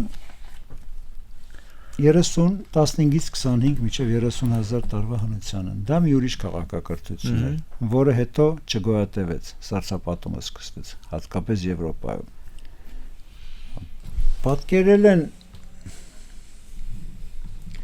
Պատկերել են կենդանիներ, չկան մարդիկ։ Մամոնտներ, ռնգեղջուրներ են պատկերված։ Մութ քարանձավում, ինչով են լուսավորել, հայտնի չի։ Մրի հետքեր քարանձավի առաստաղին չկան։ Ինչով են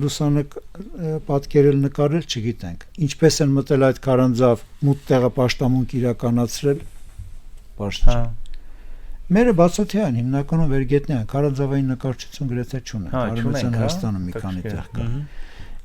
Կարճ, քանի որ այս մասը բացվեց, գիսավորների էջն է, գիսավոր տեսել են, պատկերել են։ Մերոնք մեր տարածքին այդքան որոշակի չեն, շատ հետաքրքիր է Վալկամոնիկայի գիսավորը, որը թվագրված է 5-ից 2-րդ դարեր մեր թվակցությունից առաջ, տեսեք, երևում է հետքը։ Գիսավորից վախեցել են, պաշտել են, դե գալիս էր մի, ասենք թե 50 տարին մեկ, մի որևէ պոչավոր աստղ, եւ Տիգրան Մեծի թագի վրա պոչավոր սովորական վարդյակի փոխարեն վարդյակի ելուստների թերթիկներից մեկը երկար է։ 76 թվականի գիսավորն է, նույն Հալլեի գիսավորը պատկերված։ Նույնը կա նաև հաջորդ գիսավորի համար Կեսարի գիսավորի։ Դրամի վրա պատկերված է պոչը։ Երևույթ է, այդ տարի հատված դրամի վրա Տիգրան Մեծը խոսքով այդպես է։ Մեր նյութի տեղն ու դերը հասկանալու համար ըմբռնելու անպայման պետք է նախ տարածաշրջանային համադրություններ, օրինակ Արագածը Գեղամալներների կամ Սյունիքի հետ համատելով շատ առաջ չես գնա, որտեղ մերն են։ Բայց Հյուսային Իրանի հետ համատելով նայել է մերին շատ նման, դե հնագույն հարևան ազգեր ենք, հորեղբոր տղաներ կամ պապիթորներ, ինչևէ։ Հատկապես Հյուսային Իրան, Հարավային Իրանում գրեթե չկան։ Պերսեպոլիսում, Շիրազում են Դարեհի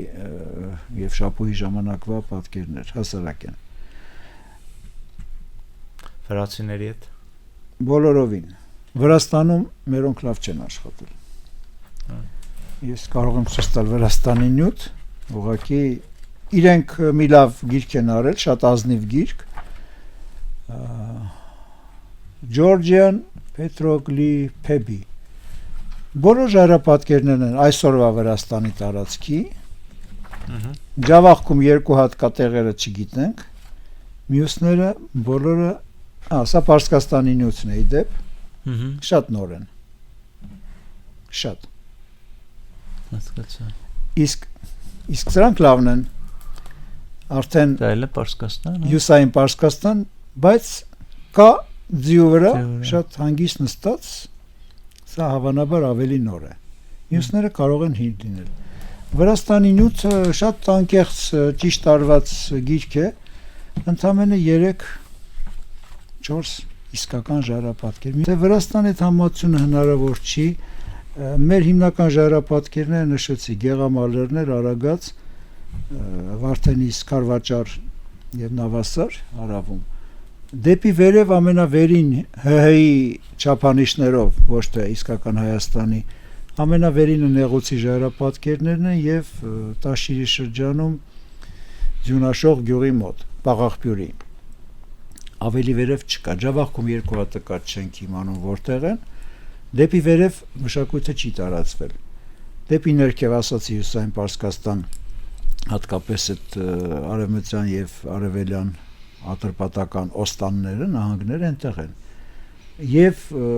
իրանական Քրդստանում ու Զագրոսի լեռներում կան, լավն են։ Դե Պարսկաստան, Իրանի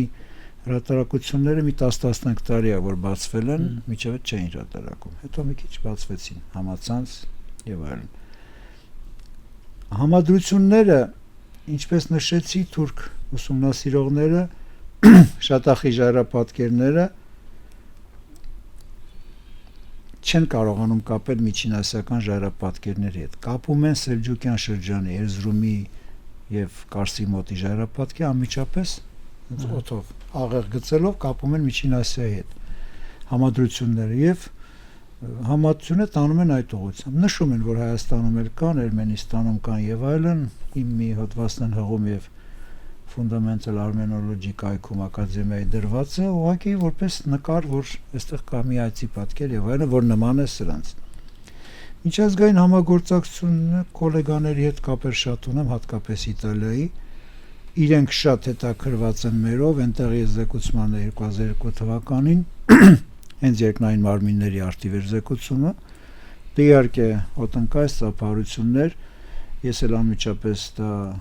ձեռքով վերագրեցի նախնիներին, ոչ թե իմ, ես լուսանկարիչ եմ, ասում են, չէ, դա հա, բայց մի քիչ էլ հա, ես լուսանկար եմ, իրենք են ստա, իրենց ստեղծագործությունն է, բոլոր գովեստներն ու մեղադրանքները, ինչու ես այսպես իրենց, հարցեր էին տալիս, դե արևի պատկերների դեպքում հարց չկա, բայց ասենք համաստեղությունների պատկերների դեպքում ուղղակի մարդիկ մի քիչ ցնցված էին, որ համաստեղության պատկեր կա եւ այդքան աստղագետներ էին նստած, հնաստղագիտական կոնֆերանս էր։ Մյուս հարցը որ պետք է տա ուտակեցի մոտ, երբ որ ասի որ մերը այսպես բաց երկնքի տակ են բոլորը, դա խնդիր չի առաջացնում։ Ուզում եմ ասեմ, զբոսաշրջություն կա, վանդալիզմ կա, մարդկային գործում կա, ուզում ասեմ վտանգները որն է։ Հեշտ բացվեց այս աղյուսակը։ Ընդհանրապես քիչ առաջ նշեցի վիշապաքարի դեպքում, որ մարդը պիտի գնա դեպի վիշապները, ոչ թե վիշապը իր ոտքով գա ֆիզիկայի ինստիտուտի կողքը կանգնի, մեր ամենամեծ վիշապը, վիշապաքարը։ Երկու ժայռապատկեր կա Հայաստանի պատմության թանգարանում, ցուցադրվում է։ Մեկը վերջերը 12 թվականին հանձնվել է երկրագիտական թանգարան Եղեգնաձորի։ Այս մեկը Սարդարապատում է, կողքին արտանկար, այս երկուսը ինձ մոտ է կաբինետում, պատմության ինստիտուտում, ինչու։ Ձախ կողմում երևում է ժայռապատկերը միջև վնասվել։ 88 թվականին անվնաս նկարել եմ, 2 թե 3 տարի հետո տեսա մեջտեղից կոտրված այծերի մասից եւ դրեց հյուսապարկիս մեջ, ինչքան էր, մոտավորապես 20 կիլոգրամ, վերեցի կաբինետ, կպցրեցի, վերականգնվեցի կոտրվածը եւ մյուսն էլ, սա էլ էր կոտրված, կպցրել եմ էպոքսիդով եւ պահում եմ ինձ մոտ։ Սրանք պահվում են մեր պատմության ինստիտուտի մեր կաբինետում։ Վնասվածքի մեկ օրինակ ունեմ, այս առաջինը եւ երկրորդը։ Այդքան տարի տեսնելով 7-8000 ժայռապատկեր այդ երկուսն են։ Ու կողքից տրակտորի լայն անիվների հետքեր կային, ոչ սրտուրավոր տրակտորի։ Երևի վրայից անցել էր, կոտրվել, որտեղ դիտման փչացնում են վրան խզբզելով։ Հա, մենք սիրում ենք այդ բոլոր տեղերը, մեր անունները հավերժացնենք, չգիտես ինչու։ Այդ մենք կոչվածը։ Հա։ Ամբերդի եկեղեցու պատի աջ կողմում 47 թվի մակագրություն, Արմավիրի 3 գյուղերից եկել են 3 հոգի, անունները գրել, գլխտակը գյուղի անունը։ Եվ դե մենք գրագետ ժողովուրդ ենք եւ այդ դրանք ես անվանում եմ անասնագրեր, որովհետեւ դե ասուն մարդը այդպիսի բան չի անի։ Դե մենք հայերենը հարուստ լեզու անասուն բառը մենք օգտագործում ենք չխոսող կենցաղների դեպքում։ Երբեմն վիրավորական, բայց դա տերմին է։ Դե եկել են ուրիշ բան չունի անելու, իր անունը միայն գիտի այդ մարդը եւ մի քանի տար գիտի, փորագրում է։ Քարի վրա հաճախ եզդիներն են շատ փորագրում, իրենց ես բացատրում եմ, որ իրենց իսկ հավատացյալ ժողովուրդն իրենց իսկ մտածելակերպով քարի վրա մեկի անունը որ գրես, դա լավ չի այդ մարդու համար եւ գրողի համար էլ լավ չի։ Հա, ասում, հա։ Բացատրում եմ, այն ինչ որ կա, չգիտեն, խզբզում են շատ, փչացնում են, բայց կարող եմ ցույց տալ մի պատկեր, որը լրիվ վանդալիզմի հետևանք է, արևմուտքից մեզնից արևելք գտնվող այդ գոյացության արածը կարող եմ գտնել որներ դժվար գտնեմ, բայց գտնենք նկարը ես հա կդնեմ աղջկա պատկեր է կարճ շալվարով, բրիջիով, ծնկներից ներքև շալվարը ընդգծված, գլխին զարդ, սեսպիտակը հեշտ կգտնեմ, կարող եմ հիմա ցույց տալ, գոնե դուք նայեք, եւ տեքստի վերջում էր գտա, ահա վանդալիզմի մի քանի օրինակ, հայատար քրդերն են գրել, սա Քարվաճարում է բնականաբար պարզով է գրել, Զելման չգիտեմ ինչ, եւ այս մեկն էլ Բախշիկ 73 թիվ քարի վրա փորագրել։ Շատ գրառումներ կան քարի կողքը, հասկացել են, որ հենց այցի վրա չգրեն։ Գոնե էլի ինչ-որ մի բան է։ Գոնե դա։ Հա, բայց ոչ եմ անում, չնայած ես չեմ կասկածում, որ մեր լսողների մեջ նման մարդիկ չկան, բայց այնուամենայնիվ եթե նույնիսկ տեսնենք նման բան, փորձեք կանխել, սաստել եւ չթողնել, որտեվ վայել չի ելնում։ Այս պատկերի մասին էր խոսքը։ Հա։ Բրիջի հակած աղջիկը այցի հետ սրա վրա ամբողջը գրված է եւ գերմանացի ուսումնասիրողը տեսնելով սա ուխտասարում իր գրքում գերմաներեն շատ նեյտրալ եվրոպավարի գրում է հին պատկեր վրա 20-րդ դարի գրառումներ պարզ տեսնում է թե ինչ լեզվով է այդ գրառումը եւ ինչ ոճով չէ անուն չի կարելի տալ թե ով է վրան գրառել հանկարծ կնեղանա մեկը 20-րդ դարի գրառումներ չի ասում վանդալիզմ բառը չի ասում չգիտեմ իրենց սիրած նացիզմ բառը գրառումներ հա ցավալի բան է բայց դրա համար է նաև ինձ թվում է կարևոր ձեր այս աշխատանքը որ դա պետք է վավերացնել տեղեկատվական պահպանումը գոնե բացի դրանից այդ նկարները պետք է ունենալ ստեղծել պետք է պահպանել որովհետև ցավոք սրտի չգիտես այնպեսի տարածաշրջանում ենք ապրում այնպեսի պայմաններում ենք ապրում որ չգիտես ինչ կլինի դրանց հետ ինչքան Արցախում մնացած չգիտես ինչ ճակատագիր կունենան Արցախում մնացած պատկերներ մեր ժայռապատկերներ ասեմ Արցախում Լեռնային Ղարաբաղ Արցախ կոչված Արցախում առանց Քարվաճար այն սովետական ժամանակվա չկա անտառապատ է Արցախը միա Շուշիի մոտ էր ընդամենը բայց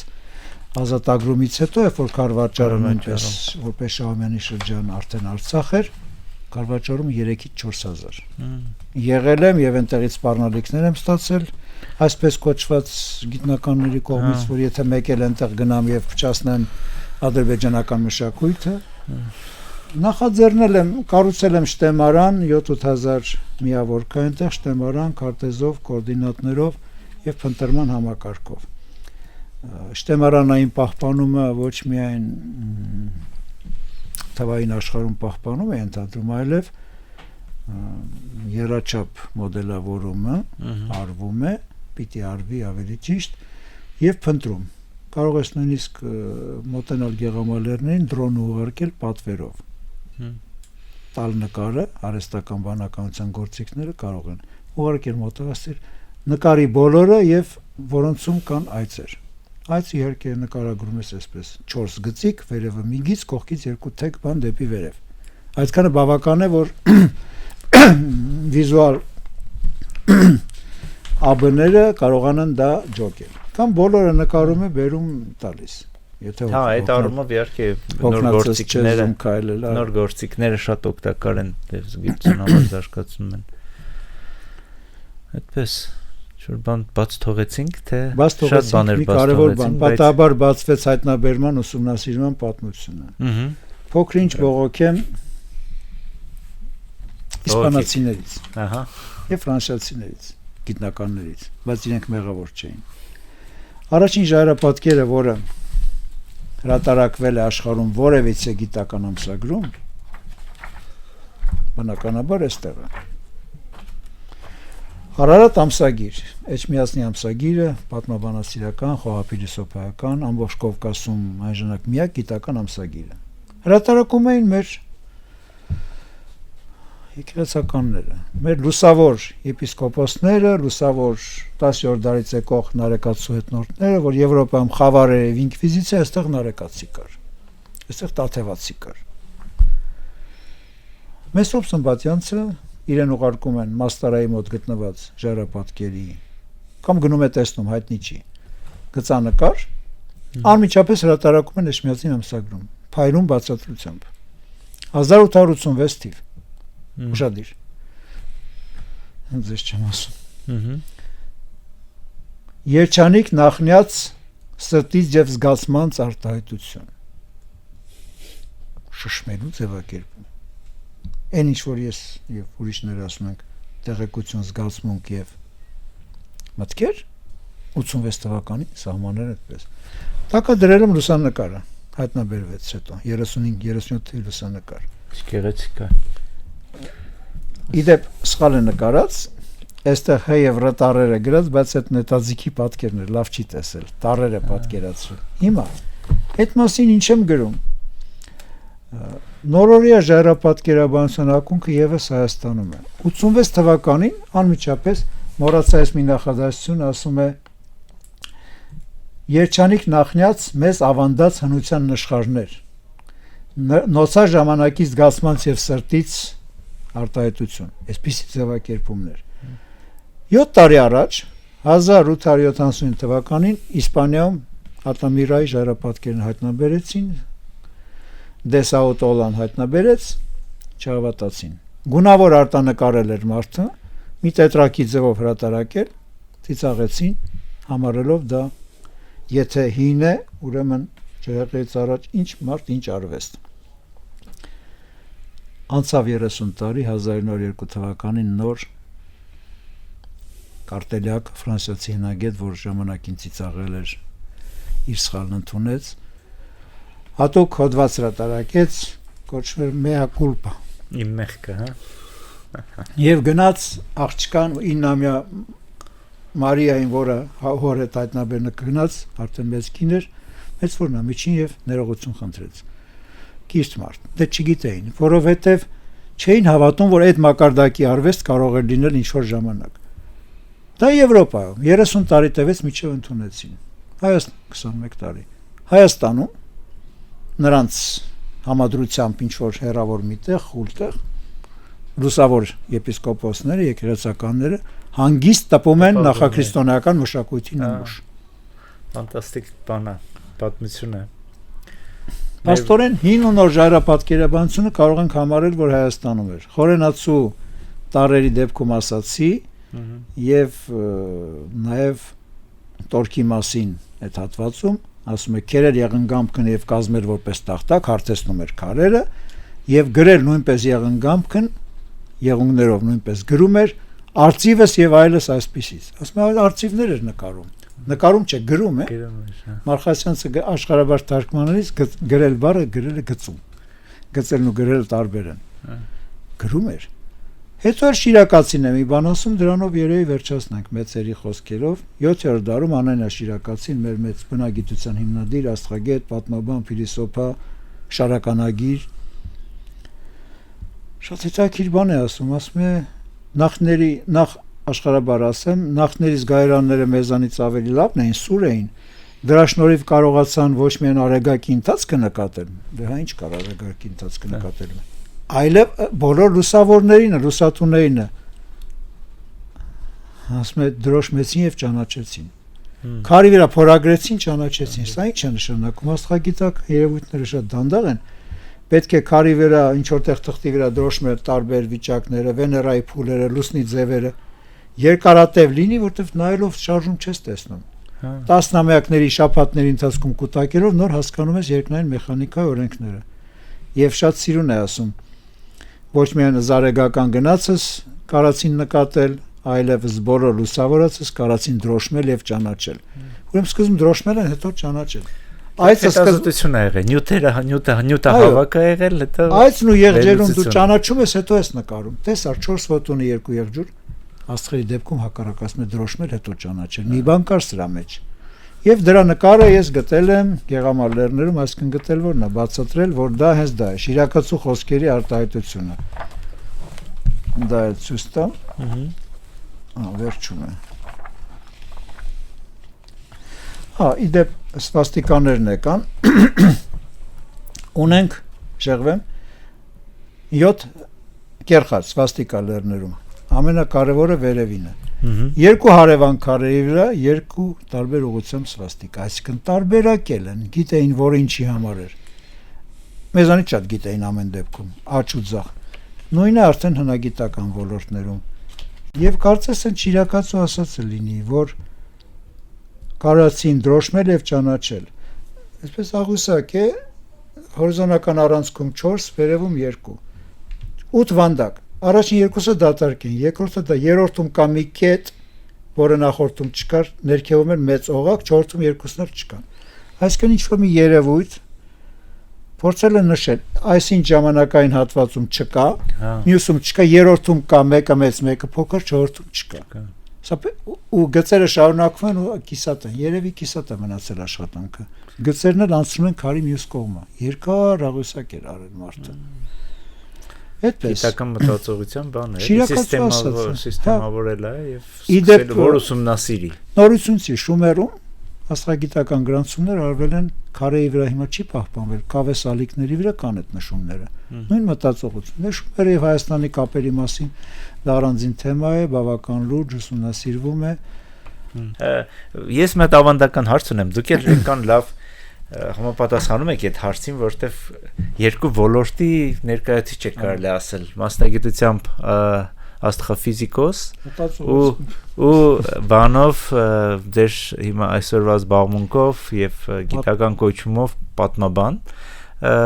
մի թեմա կա որ միշտ այս վերջի տարիներին շրջանառվում է որ այնուամենայնիվ պետք է առաջնայնությունը տրվի բնական գիտություններին, այսպես բան, եւ հումանիտար գիտությունները մի տեսակ այսպես երկրորդ պլան են մղվել եւ մարդիկ թերագնահատում են կարեւորությունը եւ իմ հարցը երկու հարցից է բաղկացած իհարկե առաջինը ինչու զբաղվել հումանիտար գիտություններով, պատմությամբ եւ հարակից գիտություններով եւ երկրորդը ինչի կոնկրետ դուք որոշեցիք որ ձեր որը խորհրդային տարիներում նաեւ լավ այսպես ապագա պետք է ակնկալեր աստղագիտությունը ինչի շեղվեցիք եւ այս ուղղությամբ շարունակեցիք կասեմ բայց նախ անդրադառնանք այդ դասակարգմանը հումանիտար եւ բնական բավական անիմաստ բան է ճարտարապետություն ինչ է գիտություն չէ ինչ նյութական հոգեորմաց չունի ճարտարապետությունը միակ բնագավառն է որը ձևափոխում է տարածքը քանդակը որպես կերպարվեստի մաս չի ձևափոխում տարածքը պատվանդանի վրա դրվում է ճարտարապետությունը այն արվեստն է որը ձևափոխում է տարածքը կառուցում են տաճար եկեղեցի կամ շենք սա մեկ ինչու ասացի մոռացա պետք է բացատրել այդ անիմաստությունը ճարտարապետության մեջ նյութական է թե հոգևոր ինչը ճարտարապետ հասարակեթե եւ շոշափելի է բայց նաեւ հոգեվոր կոմպոնենտ եթե ստանդարտ շենքերն ենք սարքում տիպային նախագծերով արդեն մի անգամ հղացվել է նախագիծն արվել ներսի դրսույթին մյուսները արդեն արհեստ են բայց երկը երաժշտությունը ինչ է երբ որ երկում ես քո կոկորտն է դա էլ է գործիք բայց մարդու սարքած գործիքը չի եթե գործիքով նվագում ես հոգևոր մշակույթ է հասարակական բառները սխալ բառ պետք չի դեռ բառը շատ օգտագործել հանրային պետք է ասել չգիտես ինչի 30-ական թվականներին ռուսերեն общественный բառը կամ social-ը կամ թարգմանվեց հասարակ արմատում հասարակ բառն է դրված երկու վերջացանցով բառ անկապ ես միշտ հանրույթ կամ հանրային եմ օգտագործում բայց ինչևէ բնագիտության ու հումանիտար բառը արդեն իսկ շատ կասկածելի է այդ ինչ հումանիզմ է մարդու հետ կապված գիտություններ այդպես է ուղղակի հումանիզմը այսօր այնքան են չարաշահում դրա համար մի քիչ հեգնական եմ ասում կարծիք ունեմ բայց չունեմ գիտեք ինչու որովհետեւ այդ բաժանում այնքան արհեստական է թվում հնագիտությունը հումանիտար է չէ համարվում հա այդ գնաց գործիքով պեղեց դա տեխնիկա է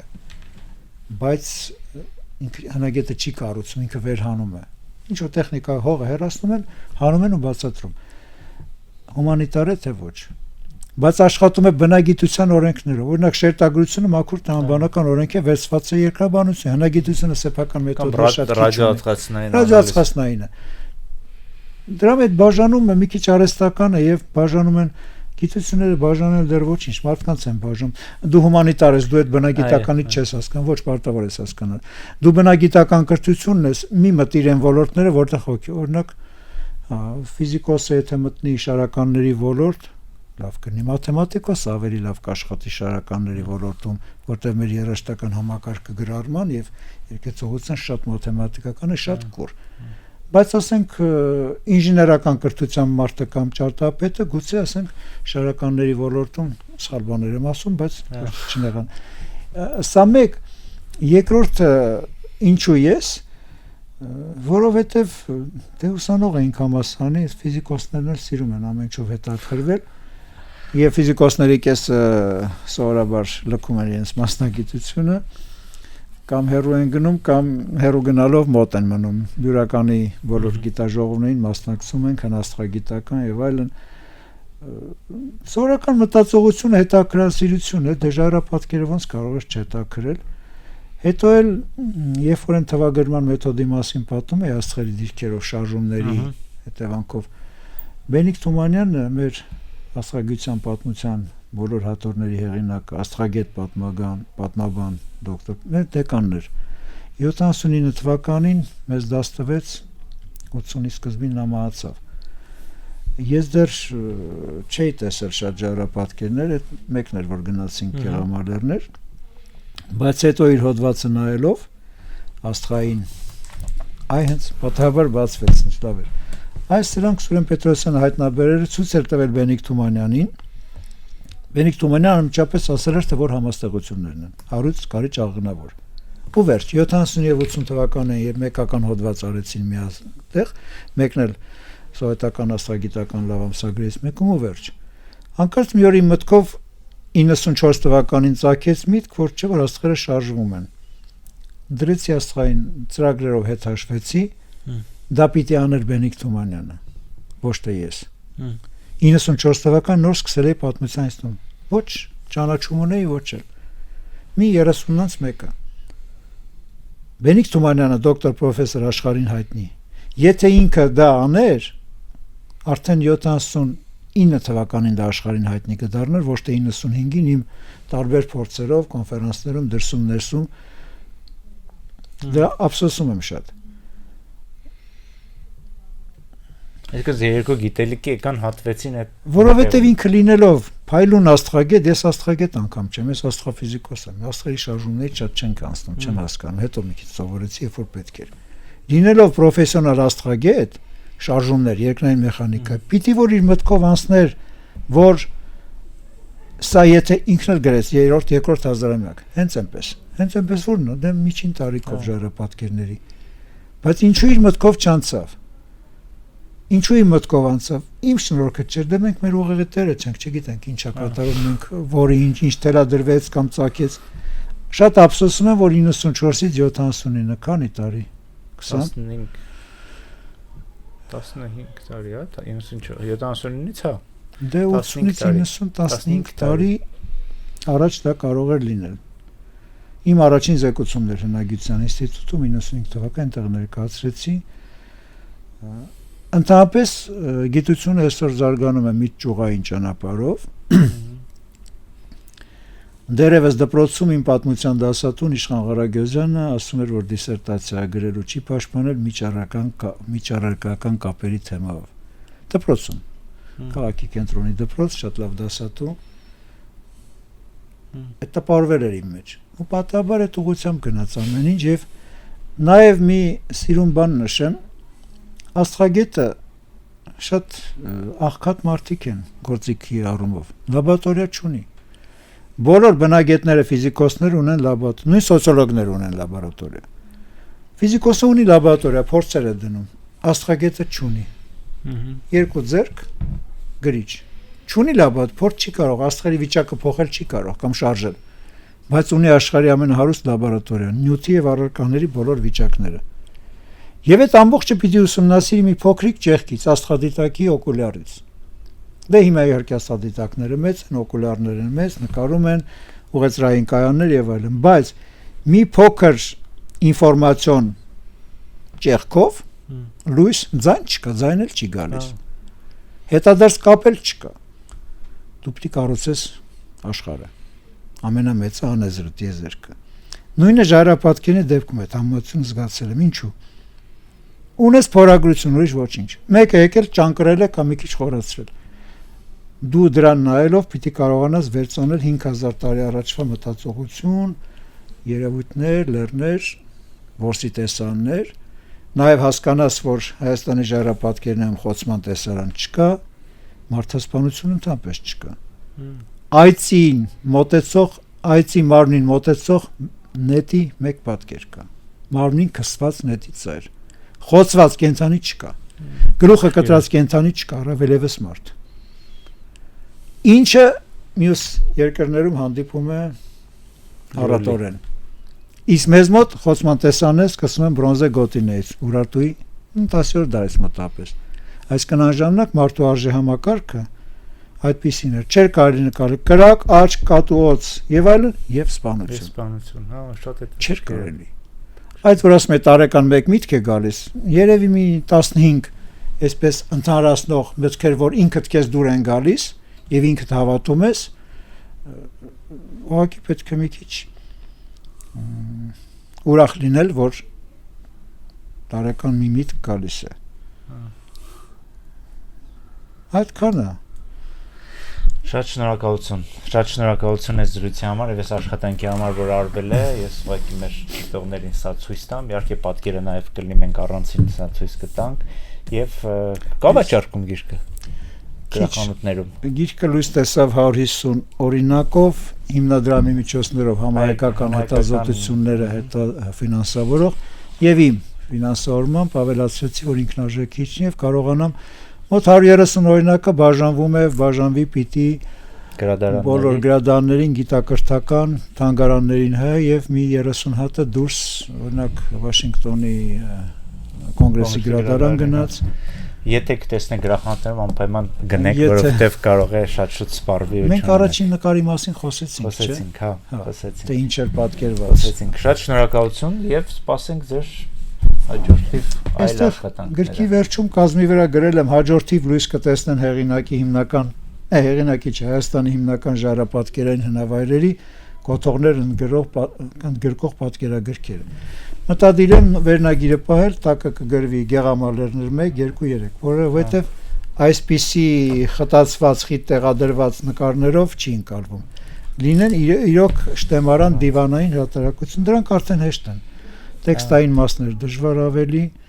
աշխատանքը հիմնական արտադրված։ Անգլերեն ու ռուսերեն պիտի թարգմանվի այս տարվա ընթացքում, փորձենք մի քիչ աշխարհից ավելի քիչ բողոքել, որովհետև իրենք իրոք մեր մասին ոչինչ չգիտեն։ Այո, մենք մեզ չտեսին թվում է թե բոլորը պարտավոր են ի սկզբանե իմանալ, բայց եթե դու չպատմես, ոչ ոք դրա մասին չի իմանա։ Պատմես համեստ, հիշելով բոլորին, եւ նաեւ ուզում եմ շատ հեռակա օգտագործել նշածս հաղորդակցության անհնար մի ուղղությունը, նրանք մեզ հաղորդում են, մենք իրեն չենք փոխանցում, բայց հիմա հավատանք ինչ որ բանի, որ մեր խոսքը կհասնի նրանց, շնորհակալություն նախնիներին այսքան բան անելու համար, եւ ես կարդամ բնաբանը։ Եղիշե Չարանցի խոսքերը 33 թիվ, որոշեցի դնել բնաբան։ Ով անանուն վարպետներ, որ կերտել եք ու լուր անցել, եւ ձեր շունչը թողել դարերում։ Ինքը սա վիմագրերի արդիվ է ասել այն ժամանակ, բայց ես որոշեցի բնաբան դնել լրիվ համապատասխանում է։ Հա, շատ։ Գևորգ Էմինն էլ լավ խոսքեր ուներ, Հայաստանում չեք գտնի անգրագետ քար, շուռ տվեք ամեն մի քար, հետևում կտեսնեք սեպագիր, պատկեր, վիմագիր։ Բայց երկու բնաբան եւ շնորհակալություն մեր նախներին, որ կարողացել են կամա թե ակամա այս ամեն ինչը պահպանել։ Իրենց համար են արել, մեր մասին են երևի մտքի ծայրում մտածել, որ մի օր այսպեսի հաղորդում է լինելու երևի։ Եվ էլ ինչ ասեմ, նաև շնորհակալություն բոլոր ուսումնասիրողներին, գրքի տեքստային մասը 2 օր է, որից հետո 40 էջ ծանոթագրություններ։ Եվ շնորհակալություն ձեզ այս գործը կատարելու եւ հավաքելու